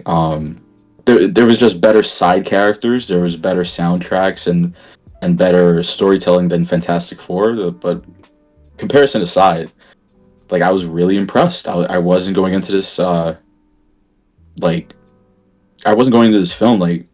it was going to be like my favorite film, but it just might have, even though we're halfway in the year. This film is a 5-star in my opinion. I think that it definitely put DC on their back, and it woke a lot of fans up. Yeah, 100%. I mean, you want to say it's a 5-star film? I wouldn't disagree with you. I currently sit at 4.5. Maybe on a 30 watch, I would give it a 5. I'm not too sure. I loved Superman. I hated Superman growing up. I was a Batman baby. I always thought Superman was a little bitch.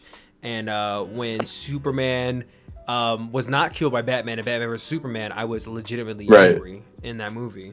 Right. So going into Superman, I was going in with the expectation that this is going to be a great movie because I trust James Gunn, but I don't know how much of this I'm going to love him. like, because it's Superman. He made me like Superman, which is something no director or comic book has ever done. So James Gunn, and we trust all day, every day. at the end of Superman, we saw the arrival of Supergirl, and which is going to be the next DCU project. My question to you is, how do you think the direction of the DCU is looking? I mean, has Superman gotten you any interested in the DCU? Oh man, Superman the film got me locked in for what's next. Especially with the goofy Supergirl at the end, just a party animal. Looked like a college student. I party in NYU with like just tons of life in the DC universe that isn't as dark or grim as it was portrayed as before. I mean, Batman vs Superman, Justice League, even like I never really got into it. This seemed like a film that was inspired by the visual, not story but visual likes of like a early 2000s Transformers with Shia LaBeouf. Like I got that vibe watching this. It's nostalgic for the fans that grew up watching those kind of movies, and I think that unlike Fantastic Four, it did not disappoint. If anything, it made me want to see what is next for DC. I don't know what's next for DC, not being a DC fan, but it did the job. Like it made me want to see what's next. Yeah, so Supergirl is next. That'll be releasing June 26, 2026, 1 month before Spider-Man Brand New Day. So these movies are not going to run into each other the way the Fantastic Four and Superman did. So that's good, as long as Supergirl does not get pushed up or anything. We're getting spoiled. Going to come out on time. After Supergirl that same year is Clayface. Now, I read some of the comics growing up. I know a little about Clayface, but I haven't read those comics in many, many years. That looks to be set in possibly the Batman universe. Matt Reeves, the director of the Batman, is a producer on the film, so I think we're definitely going to see a little bit of tie-in between Clayface and the Batman 2. The Batman 2, as we all know, is confirmed to come out in 2027. No word on if that's going to be coming out directly after Clayface, or if there's something else coming out in between. But there are a few projects that have been confirmed that are going to be releasing. We have Swamp Thing, which is being directed and screenwritten by James Mangold, which, Swamp Thing, maybe Solomon Grundy, possibly. Swamp Thing. We're having a Wonder Woman that's basically in development right now. They is still not figured out what they're doing with the Wonder Woman actress. I do not believe they're bringing back Gal Gadot, which... Yes. Listen, I'm not saying like I hate Gal Gadot, nothing, but new DC, fresh new characters, get rid of the old guard. You already got rid of Superman, you already got rid of Batman, you're getting rid of the Flash. Why would you keep her on Wonder Woman? Like, why would you keep the old, like, just get rid of her? So yeah, I'm all day for Ana de Armas playing Wonder Woman. The likelihood of that is probably low because she's a busy actress, but I'm still ragging on Ana de Armas. I've been seeing a lot of people say Melissa Barrera. Let me ask you, Isaac, do you have any women that you can list right now that you think would be a shoe-in or you would cast to play Wonder Woman in the new DCU? Oh my God, loaded. I mean, you got to be very strong. You got to be very direct. You got to be very... acting wise, you got to be very focused, very, very serious manner. I don't know, and it's crazy because if she wasn't so controversial with her political taste, I would have said Gina Carano. I thought Gina Carano was a shoe-in to play a Wonder Woman. Is she the world's best actress? No, she's good, but she has the build, she has the look. Like, she would have been a perfect casting for Wonder Woman in this current DCU. And, maybe because it's Hollywood, they'll look the other way for some stuff she said. Who knows? And if they do, and she is Wonder Woman, I'm still going to watch the fucking movie anyway. But I would have... I think, what if Wonder Woman was like, I don't know. Like not old, but, like, also not young. I feel like... Well, they're going for someone older. Younger, like, DC. So I think... That's the thing, yeah. And Gina I think Wonder Woman, I think someone with wisdom. So I don't know. Because I think Wonder Woman, I think she has to have wisdom. She has to be direct and very laser focused, but also with experience. I mean, Julia Roberts, Julia Roberts? No.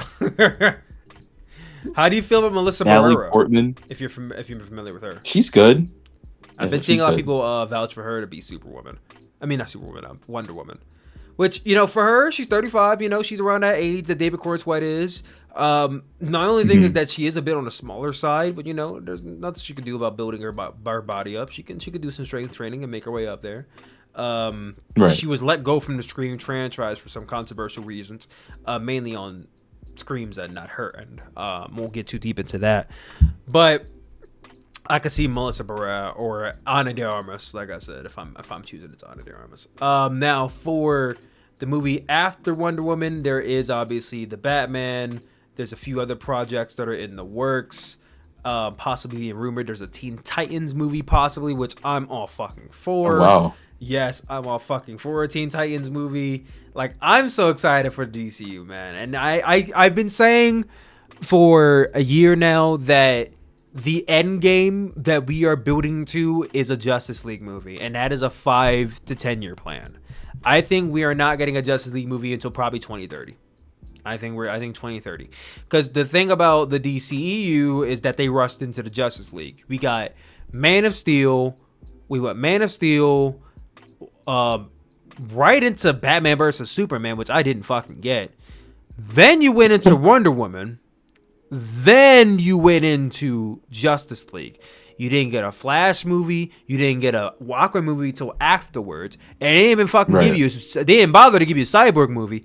They did it so ass backwards. James Gunn already seems to have a lot of projects going with no mention of Justice League just yet. So I think he's on the right track right now. As long as we maintain focus of building up all of these characters in the lead up for an eventual Justice League movie, I think we're off to the races here. And I think very, very soon, as long as DC maintains its momentum, and I think it will, because it's already built up very much goodwill in the first movie.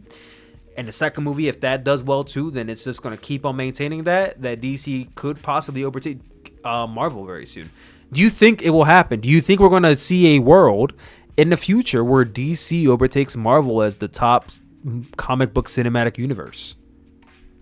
Though it is too early to tell, I'll say yes, just because of that not just the hit that Superman was, but also seeing the back record history of Marvel releases currently. Like I don't see it surpassing the hype, unless Doomsday does, of Endgame. Like just after Endgame, I'll be honest, I lost interest in a lot of the Marvel movies. I felt like it was just too story driven, where you had to be continuously like watching each movie beforehand. I never got into Thor. I just didn't like it, and I think DC woke up and is going to capitalize on that. I think that they're heading towards a new direction, and I think they're confident in that after the latest film. And also Teen Titans, bro, dude, that's big pop for that. Like, I'm a big let's go Cyborg, let's go Beast Boy, let's go Golf Girl. Is that her name? Golf Girl? It's been a minute since I've seen it. Raven. Not Golf Girl. Oh my god. Wait, are you thinking about It was DC, but it's fun and it's so character driven that it does gain interest, and I think that they're gonna definitely have a uprising ahead of Marvel going forward.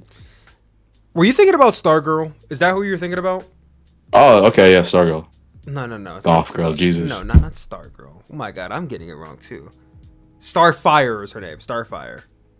And then there's Raven. Oh Lord, we all fucking up over here. And then there was a heel one too with the blonde hair. I forgot. Heel, such a wrestling fan. I know, right? Anyway, we've been talking about DC, been talking about Marvel. We're about to end things out here on this impromptu episode. Let's talk about the 2025 slate, the remaining 2025 slate. We went through a big cycle of movies in July. We had Superman, Fantastic Four, Jurassic World. Earlier year we had Thunderbolts and Sinners, and this movie and that movie. It's been a pretty good year for movies.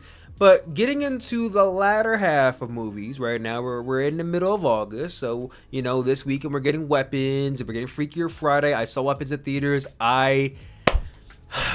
I enjoyed what I saw, but I have many, many questions, and I think it requires a rewatch for me before I give a full-on review of it. Freakier Friday comes out this week. Me and my mom, we're going to be seeing it tomorrow. she loved Freaky Friday growing up. I liked Freaky Friday growing up. We watched it together, so we got to watch Freakier Friday together. I haven't been seeing a lot of people saying it was great or anything. It probably could have been on Disney Plus, more than likely, but you know, well, I'm there for the nostalgia. Nostalgia will win every single day. Next week, we've been getting a lot of buzz about this Spike Lee joint, Highest to Lowest, starring Denzel Washington's releasing on Apple TV. Oh yeah. Yeah, that's probably gonna be fire. I think I don't like saying movies are Oscar bait, but I think it's probably Oscar bait. Look who's involved. Yeah. Spike Lee, Denzel Washington, Jeffrey Wright, A$AP Rocky. I think Ice Spice is getting a shout in that movie too. Yeah, I think it's Oscar bait for sure. August 22nd, we have Honey Don't with Margaret Qualley, Aubrey Plaza, Chris Evans. It's a crime mystery. I think it's going to be really fun, really good. Maybe that gets a shout at the Golden Globes next year. Ne Zha 2. I don't know how familiar you are with Ne Zha 2, but Ne Zha 2 currently sits at the 5th highest grossing movie of all time, and it came out in January of this year. It's a Japanese animated film that came out and did monster numbers in China. So much so that it made 2-point-some change billion dollars back in the box office, and it's sitting at the 5th highest movie of all time, and it released this year. And it's getting a what genre was that? It's a Chinese animation. I don't really know too much about it. It's getting a U.S. release. A24 is the distributor. It's getting a U.S. release this year. It's getting a U.S. release in 2 weeks' time. I'm going to be seeing it on Monday. I'm a little excited for that. And, you know, I think when we get to Oscar season, this is a very easy shoe-in for Best Animated Feature of the Year. It's probably going to win Box Office Achievement for sure. But we'll talk a little bit about Oscar projections a little bit later on. There's obviously getting to September. I'm excited for him. They just dropped the new trailer. Oh yeah. This today. I hate calling it a Jordan Peele movie because they're doing this thing. He's just producing it. They're doing this thing where they are plastering his name all over this project when he is just a producer. The director Scott I'm glad you is Justin Justin Tipping. Tipping. Yeah, 100% agreed. Yes. Skip Ayers, Justin Tipping are writing. Justin Tipping is the director. Jordan Peele isn't even the executive producer of this film, mind you. But his name is all over it. And I was joking with my friend. I'm like, now watch if this movie bombs or if this movie is not live up to expectations, they're going to wipe his name clean of this film as quickly as possible. Like, yeah, Jordan Peele had nothing to do with this. He got paid, just to put his name on it. They will throw everyone else under the bus if this movie just underperforms. But if it does... The release poster with Marlon Wayans, it has his name on top. Produced by Jordan Peele. Because he's the hot thing. He's the hot director. You put Jordan Peele's name on it, people are going to go see it. I had this I had this post on Instagram Threads that got me ratioed. It's the first time I've been ratioed on Instagram Threads. I'll take it, whatever. I had this post up about B-list directors. Because there was a Twitter post that said that John Krasinski's directing A Quiet Place 3. And I love The Quiet Place, right? I was a big fan of the A Quiet Place movie. A Quiet Place 2 was good. A Quiet Place Day 1, I didn't really care for it. But John Krasinski is directing it, and they called him an A-list director. And I said that is not the case at all. Like, he is B-list. You might even say C-list. But A Quiet Place did not make him an A-list director.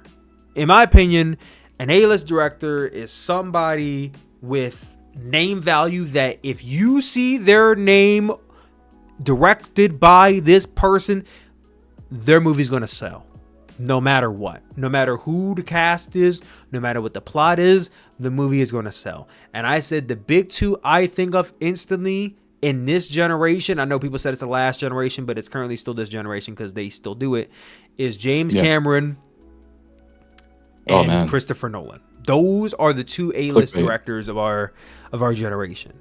And I said that two B-list directors on the rise to be an A-list is Ryan Coogler and Denis Villeneuve. And people tore me a new one for calling Denis Villeneuve a B-list director. And listen, I'll take it because you know what? I wasn't considering the fact that Doom is a $1 billion franchise. And for me, here's my criteria. For my criteria for an A-list director, right?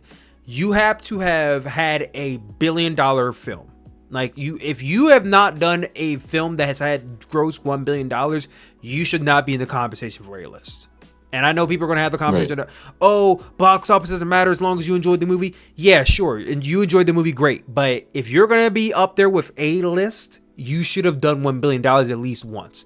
Not every movie, but at least one time. So, done $1 billion at least once.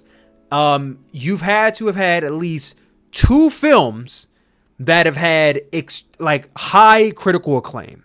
I'm talking about, either box office achievement, like high up in the near the billions, and like done extremely well award season. Like it won Oscars, it won Golden Globes, it won BAFTAs. Like 2 films that have had critical acclaim in award season, and at least 3 movies that are in high regard by the public. Like a 3-2-1 for me. 3 movies in high regard, 2 films that swept award seasons, and 1 film that did at least $1 billion in the box office. And I didn't do enough research. Denis Villeneuve technically hit all 3 of those benchmarks, so he would be considered an A-list director. Ryan Coogler, B-list on the rise. I would keep him there. And the only reason I would keep Ryan Coogler there, despite him having 3 movies that are in, high regard, because Sinners, Black Panther, and Creed, 2 movies that swept the award season, being Black Panther and Creed. But I don't think Creed really swept, but we'll just say Creed, a nomination, whatever. But even then, you could say he didn't really sweep 2. He only swept once. When we talk about a movie that did $1 billion in the box office for Ryan Coogler, you say, well, Black Panther did. And you're right. Black Panther, though, is a part of a already established $1 billion franchise in Marvel. That's not an original IP. That's a Marvel IP that Ryan Coogler directed. So when I consider $1 billion movies, if it's attached to a franchise that's big, and this might be me being nitpicky, right? And if you want to say I'm being nitpicky, you have every right to say that. But if you're attached to a humongous franchise like Marvel, like Star Wars, like Harry Potter, I don't really feel like that should count as you doing $1 billion in the box office. That's the franchise doing $1 billion in the box office. Because that's automatic attraction. Exactly. You have the automatic attraction of Black Panther being a Marvel IP and Avengers coming out right after. Because did Black Panther Wakanda Forever do $1 billion? I don't think it did.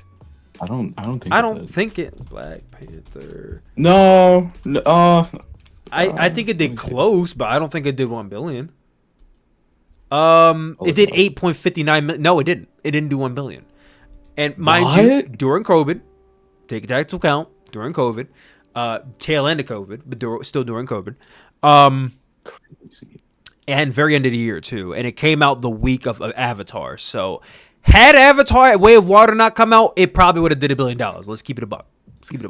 But ultimately, Ryan Coogler does not meet the 3-2-1 rule for me, so he can't be A-list. Denis Villeneuve, A-list. Christopher Nolan, A-list. James Cameron, A-list. Quentin Tarantino, A-list. Martin Scorsese, A-list. Those are 5 directors right there I consider A-list. I can't think of any other director right now that I think is A-list. Can you think of any other A-list directors aside of from the 5 I just named? I mean, who directed? I know who directed. Well, let me ask you a better question. What would your criteria be for an A-list director? What does your criteria look like? Oh man, good question. Fuck. I mean, because I gave a 3-2-1. Yeah, like you definitely want to have a lot of variety in your art. You want to not just be niched into being the mobster guy, but also see how versatile you can get with it. You put some sports in it, like Scorsese would do. I mean, Raging Bull, all that, but I really liked I don't know his name, and I don't know if it's the same one from Ballerina, because I love Ballerina, but the John Wick movies, good. His name is lost on me too. A saga that didn't get tiresome, a saga that was just constantly re-innovating the way that action is filmed and that the cinematography has advanced throughout the years. I would put him up there. I mean, I'm looking it up right now. Ballerina was directed by Len Wiseman, also good. Probably put him right under, but Len Wiseman did a great job with Ballerina. But my God, those John Wick movies definitely would put that up there. Okay, for sure. So Yeah. Wait. You didn't. Okay, I'm not saying what. So your criteria A list is as well. I'd also put Robert Rodriguez up there. Robert Rodriguez, the guy who Yeah. specialized the Spy Kids genre, the Spy Kids movies. I knew you were gonna say that. Absolutely. Really? You think he's A-list? Absolutely, because he also introduced like tons of instrumental actors like Danny Trejo, Tony Banderas. The list goes on and on. Just a star maker he is in my eyes. That's just me being a geek. Okay, no, I can get down with that. Anybody else, or would you just sit with Robert and Chad? I'll sit with them now for sure, but that's a really good question. We should talk about in the future. And you agree with the 5 I named?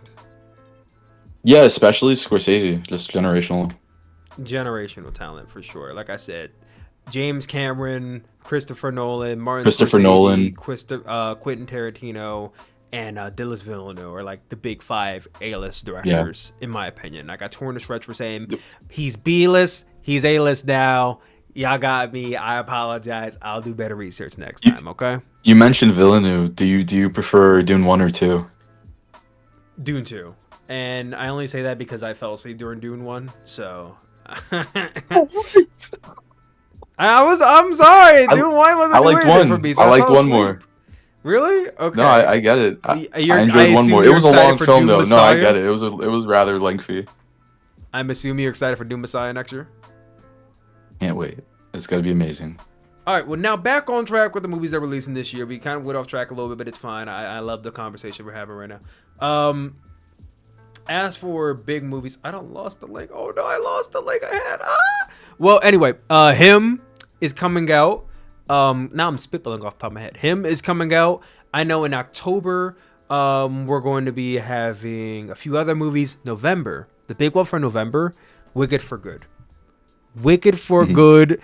I fell in love with Wicked, bro. I fell in love with the movie last year. I went to see the play. I still got the playbill in my window right here. I saw the play earlier this year. The play was awesome. I think I might see it again before Wicked for Good comes out. I'm not too sure. I do need to see another Broadway play because I have. How was the play? I've never. I'm from here. I've never been to Broadway. I do feel like I don't want to say it's rushed because the play came before the movie, right? But right. Watching the movie first and then the play feels rushed, but the play was great and it executed everything the way it's supposed to. The first Black Alphaba, I was there opening weekend for her, so that was a very nice experience to have.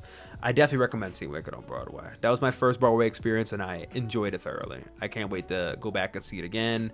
I definitely want to see other Broadway shows. Like I always dreamt my first Broadway show would be The Lion King, but then it became Wicked. So now Lion King will be my number 2. Maybe Hell's Kitchen. There's a few other ones I want to see, like Hamilton and all that stuff, but you know, Wicked was my first one. I'm excited for Wicked for Good. They dropped a new teaser trailer today and photos and everything. I'm excited for that.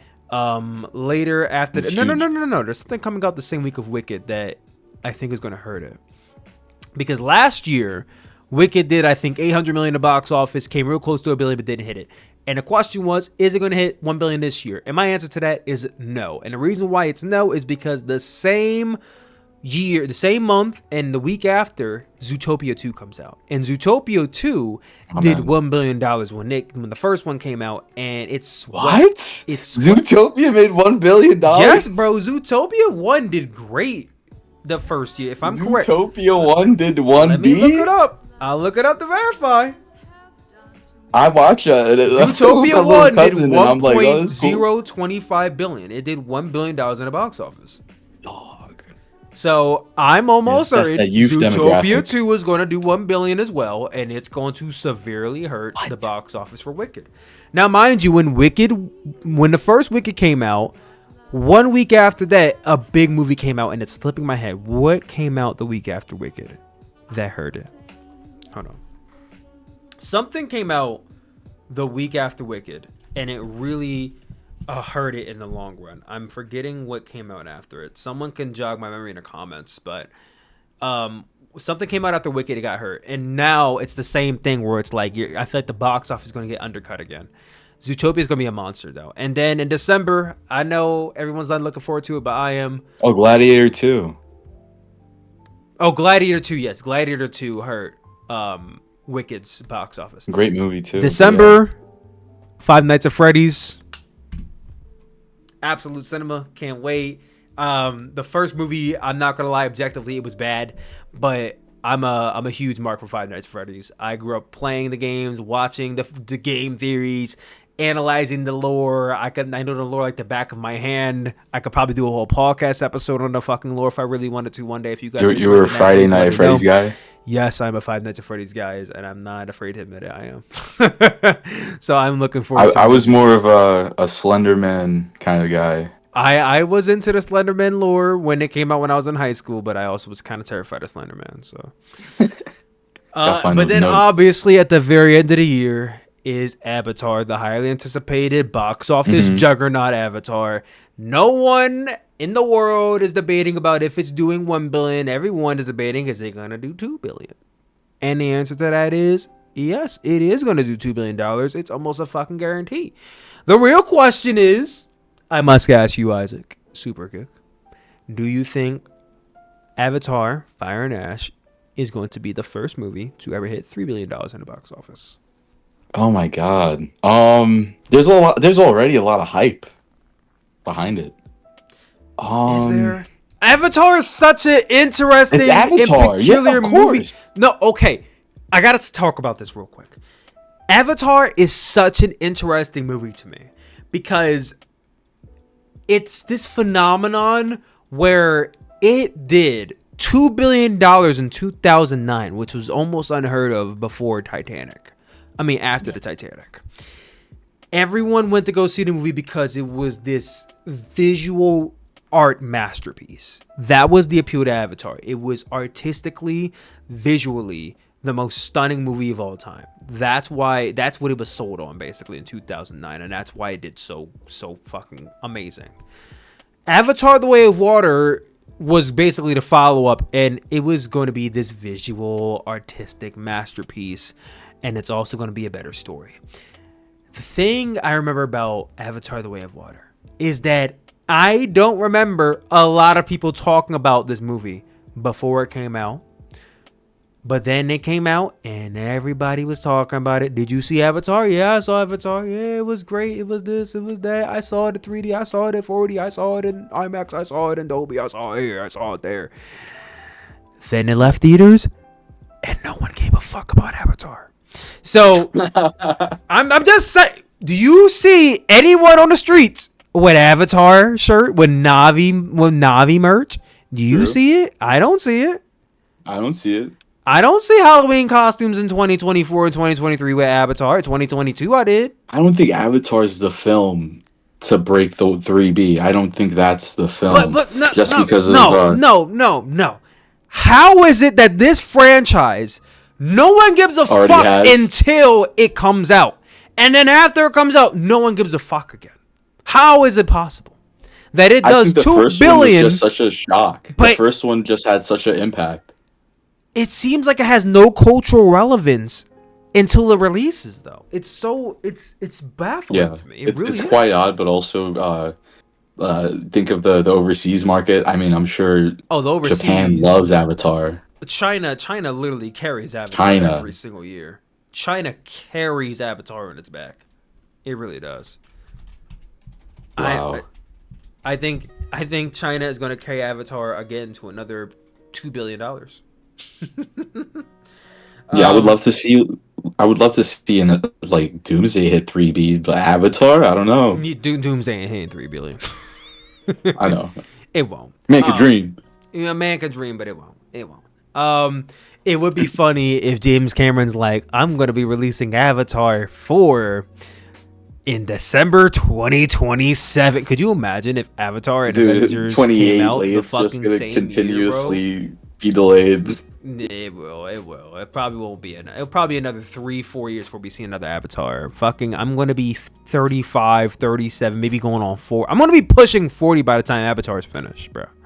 I'm going to be pushing GTA 40. 6 will be out before Avatar.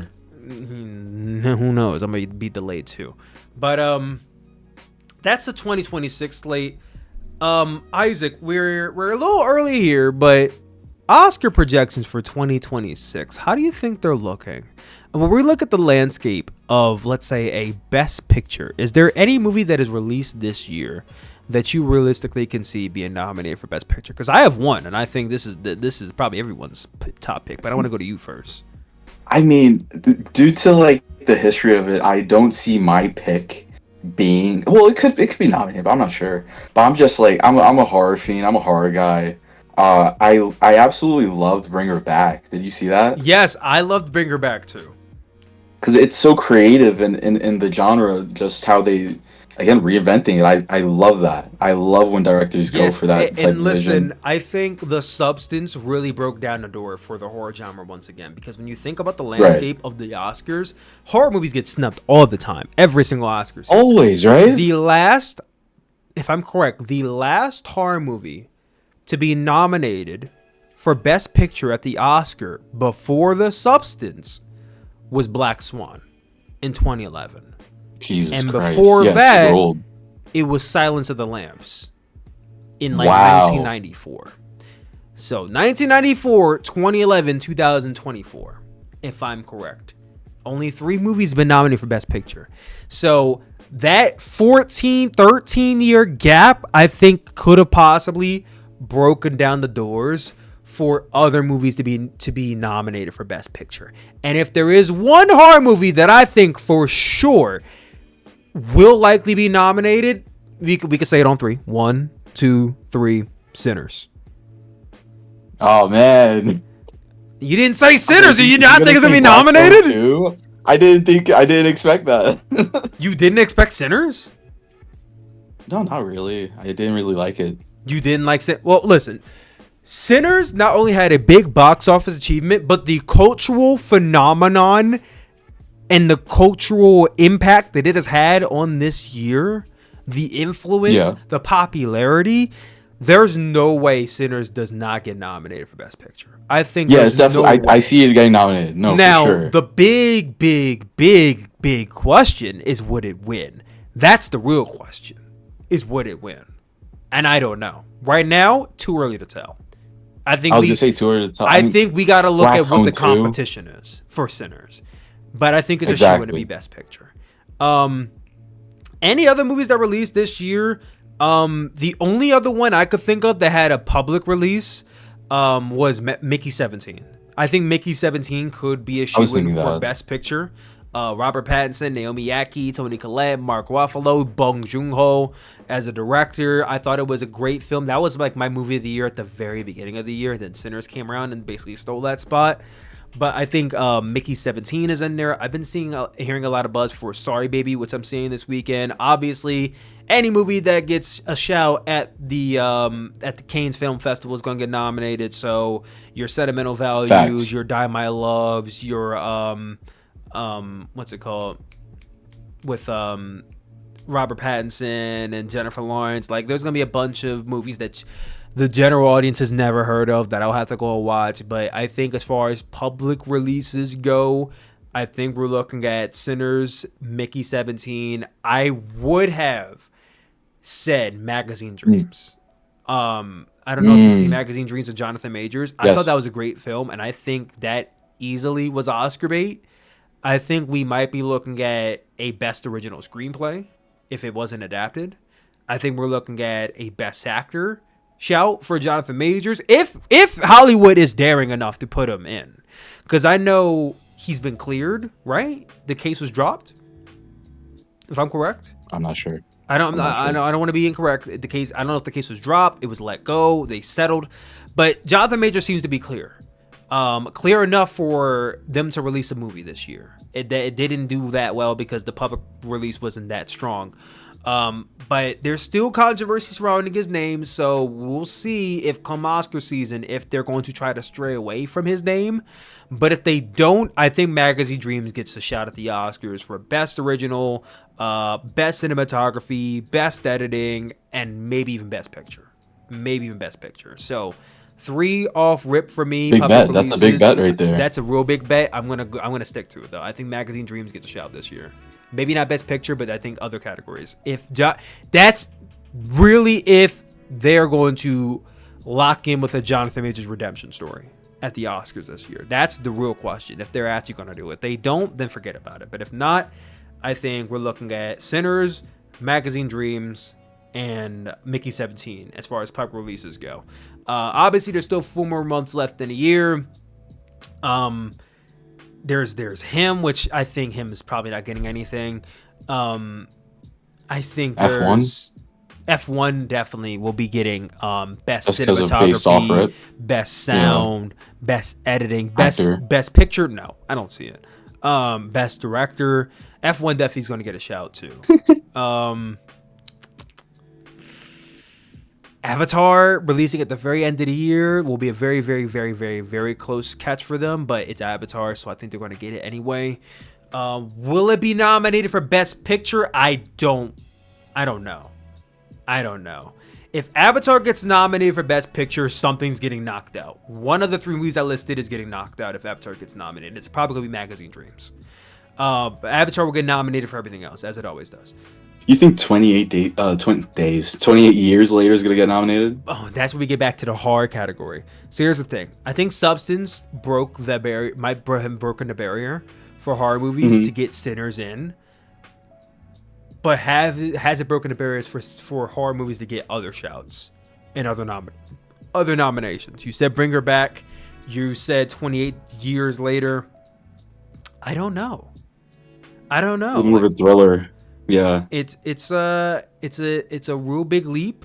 I hope this year we see a lot more horror movies that the Academy considers, and that we see a lot more diversity than just your typical, we're going to have this Oscar bait movie about, this epic drama. Like, let's get more genres in here. Let's get some diversity. Right. So any movie with a big black cast, immediately you're like, ooh, are they going to go for a big black cast? I don't know.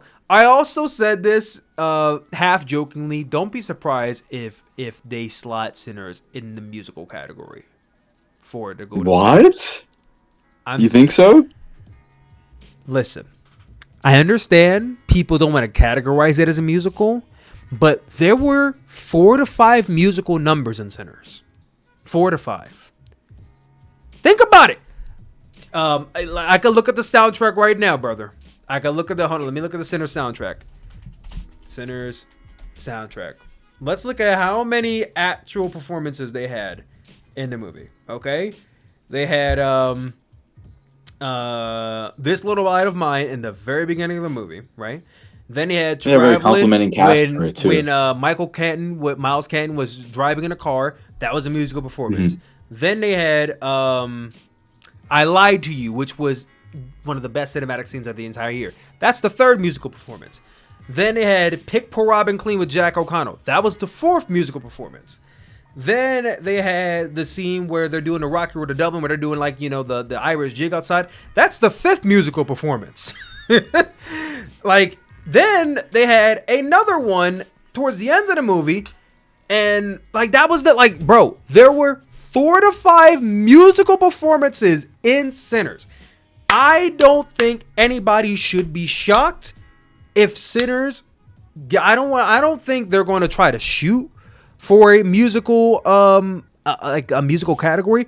But don't be surprised if it makes its way into the musical category for the Grammys and maybe even the Oscars, because I think it will.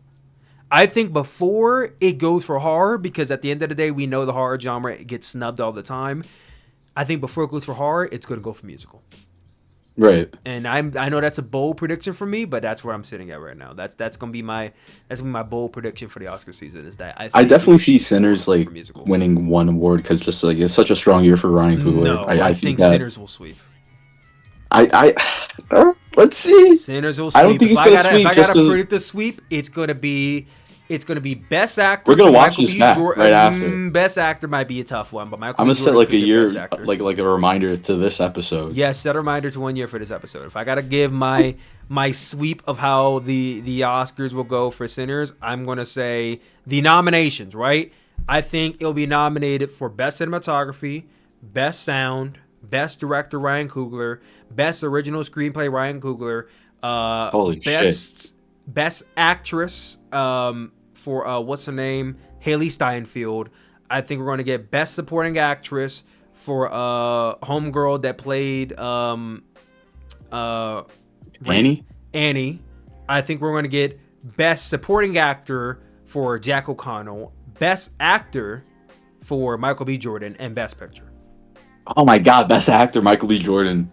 You're really predicting a sweep for Sinners? I am predicted the same way Emilia Perez had a undeserving sweep last year. Sinners is going to get a very deserving sweep this year. I'm predicting a Sinners sweep. Now, will it win all those categories? No, it won't. But I think definitely for cinematography and music wise. I just don't see acting. Best music. For Michael B. I Jordan. forgot. Oh, I forgot. Best music, best original song. That's two more to add to that. Best original song, best music will go to Sinners too. So my predictions for what it will win: best music, Sinners. Best original song, I lied to you, Sinners. Best cinematography, I see it for sure. Dude, that's a tough one because I think you're gonna have a lot of competition with F1. You're gonna have competition with I think there's competition for that category. It could win it, but I'm gonna say no. I think it's gonna get best sound, best original, best music, best original sound. Best original song. It's going to get best director will go to Ryan Coogler. I think he's definitely going to get his Oscar this year. I think it's going to get best original screenplay. If it does not go to Weapons, and if it doesn't go to I'm forgetting the name of the movie. If it doesn't go to one of the two movies I'm about to name, it's going to go to Sinners. I think Michael B. Jordan has a big chance of winning Best Actor, but we got to get closer to it for me to predict that. I don't think Haley Steinfeld's winning Best Actress. She's not. Best Supporting Actress, I don't think what's her name is winning it either. Best Supporting Actor, Jack O'Connell, I think he has a good chance. I think Michael B. Jordan has a great chance. Best Picture will be the real question. Are they daring enough to give a horror movie Best Picture? Because a horror movie has never won Best Picture. Unless Silence of the Lambs won in 1994. I was going to ask, do you remember who won Best Picture last year? Best Picture last year was Anora. Yes. Which, I wasn't surprised that it won Best Picture. I was rooting for The Substance, but I knew The Substance was not winning. They were heavy hitters last year for sure. There were a lot of heavy hitters, a lot of competition. Emilia Perez probably would have won had all the controversy had not come out with Carla Sofia Gascon. Had that controversy not come up, I am 100% certain Emilia Perez would have won Best Picture. 100% certain it would have won Best Picture. It would have probably swept the whole fucking Oscar season had Carla Sofia Gascon not had that controversy come out. But they gave it to Emilia Perez. They gave her the shout. They gave what's her name?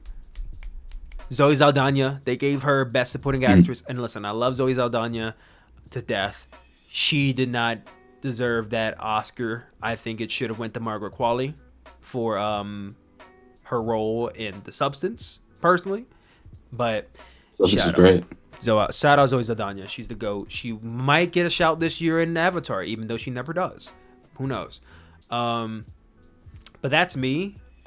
Oscar Isaac. Oh my God. Isaac. Yeah. Isaac. Sooperkick. Oh, that's gonna happen again. I feel. What? You're gonna say that again once this Oscar season. Yeah, I will. Do you have any projections for Oscar season this year? I definitely want to see Len Wiseman win something. Off of Ballerina, like cinematography was so sick. But again, I can see best. I say the same about Sinners. I'm just not as crazy for Sinners. Wait! There's a new category this year: best stunts. Best stunts going to Ballerina. That's the easiest layup for Ballerina. Easiest layup for Yeah, Mario. that's a layup. That's definitely a layup Easiest layup for that they Mario. rightfully so should win. Uh, man, there's tons I could name off for it, but I did not see Mickey 17. I know you mentioned that earlier, because Pattinson's in that one, but is it worth the watch? I'll definitely give it a look Yes, this it week. is. It's on Max. Definitely go watch it because, like I said, if Oh I yeah, had to okay. make a I bold love prediction, Max. Mickey 17 is getting nominated for Best Picture. So definitely go watch it. But just off trailer, like I do remember like how serious it was, and just like it's a Pattinson film, so Bong Joon-ho getting I that don't. best director shout. He's not winning it. Ryan Coogler is, but he will get Mhm. nominated. It's still early on. I mean, I'm sure we're in for a treat the second half of the year. I don't see like Bloodlines getting. I know it got a lot of press, Yeah, no. but I don't see like Bloodlines being involved. I don't see Friendship being involved. I don't see. I mean, I don't even see 28 Years Later being just because it's of the genre. So I definitely am skeptical to see where it goes. If there is And one who's horror movie that I nominated. think is getting a shout, I think it might be Weapons. I think Weapons could get a couple nominations. I think You saw it it could yesterday, or I saw it yesterday. I think it could get. I'm calling it now. I think it will get nominated for best film editing, best sound, Really? and best original screenplay. That's my Love early the predictions. I'll best watch original it this week. I'll let you know. Best sound and best editing. Not best picture, not best actor, but definitely those three. Yeah, I'll definitely hit you up after I watch this weekend. Probably I'm gonna go theaters and It's see currently Weapons. sitting at a 3.8 on Letterboxd too, so Okay. Good start. Off to a good start. Do you think Superman is getting a shout at the Oscars this year? Yeah, I think it will. I don't think it's easy. getting best picture. There's no not a lot. There's no Not chance. a lot. There's no Because chance. it's quite comical. I don't see a comedy like really like Though, maining that. Yeah. every year, without fail, for the last 5 years, I've noticed that the Oscars has been trying to get the casuals to tune in by throwing in a very, very, very popular movie. In 2022, it was Black Panther: Wakanda Forever. In 2023, it was Barbie. And in 2024, it was Wicked. In 2018, they had Infinity War. In 2019, I think they had... 2018, it was Black Panther and Infinity War. And 2019, I think they had something else. Avengers got snubbed. But they've been trying to get more casuals to watch by throwing in that one really popular box office achievement movie that we all know won't win, but it's there. And there is the chance they could throw the bone to Superman, but I think that one popular movie is probably going to be Sinners. There's a couple of categories they could go for, like cinematography, CGI. I mean, Best VFX. soundtrack. They could. I think Superman might get one or two nominations. I definitely see them being nominated, like guaranteed, but I don't know about winning any of them. What about Fantastic but Four? No. if they do, it's such a plant. Like it's such a like, it's like nobody realistically sees them there, but they're just gonna throw it there for the exact reason you just named. No, I don't see Fantastic Four making it. Yeah, I don't either. Sorry, Another Pedro. movie that I didn't name the first time that I definitely think it's going to get really good come Oscar season is Materialist. Have you seen Materialist? I did not see Materialist. Materialist with Pedro Pascal, Chris Evans, Dakota Johnson. I think that's going to get Best Original Screenplay nomination. I think we're going to look at that for probably... I think it's definitely going to get Best Original Screenplay nomination for that. Okay. Also, another one, Mission Impossible: Final Reckoning, Best Stunt for sure. Yeah. 100%. A Thunderbolts shout. Do you think Thunderbolts gets a shout or no? No. No, it is not.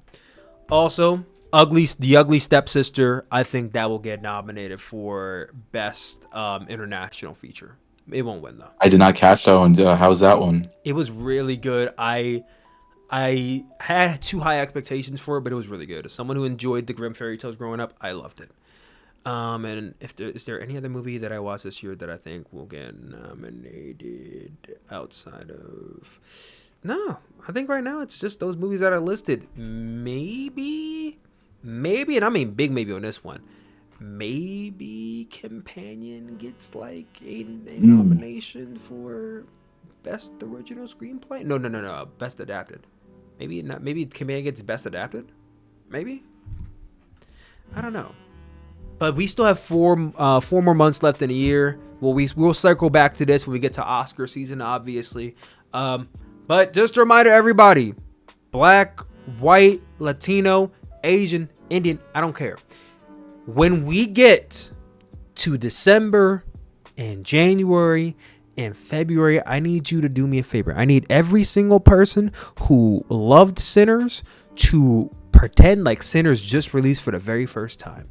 And I need you to hype the fuck out of this movie when we get to the end of the year and the beginning of the year. Because when Oscar season comes around... They could forget all about it by that time. When Oscar season comes around, recency bias always comes into play.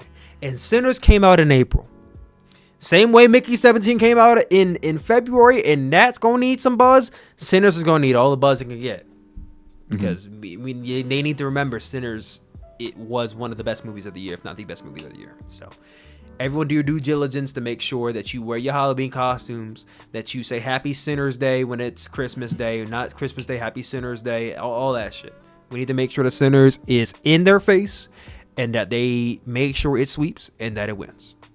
That's the agenda for 2026. That's the agenda. All right, guys, that was episode 8 of the Sooperplex Podcast.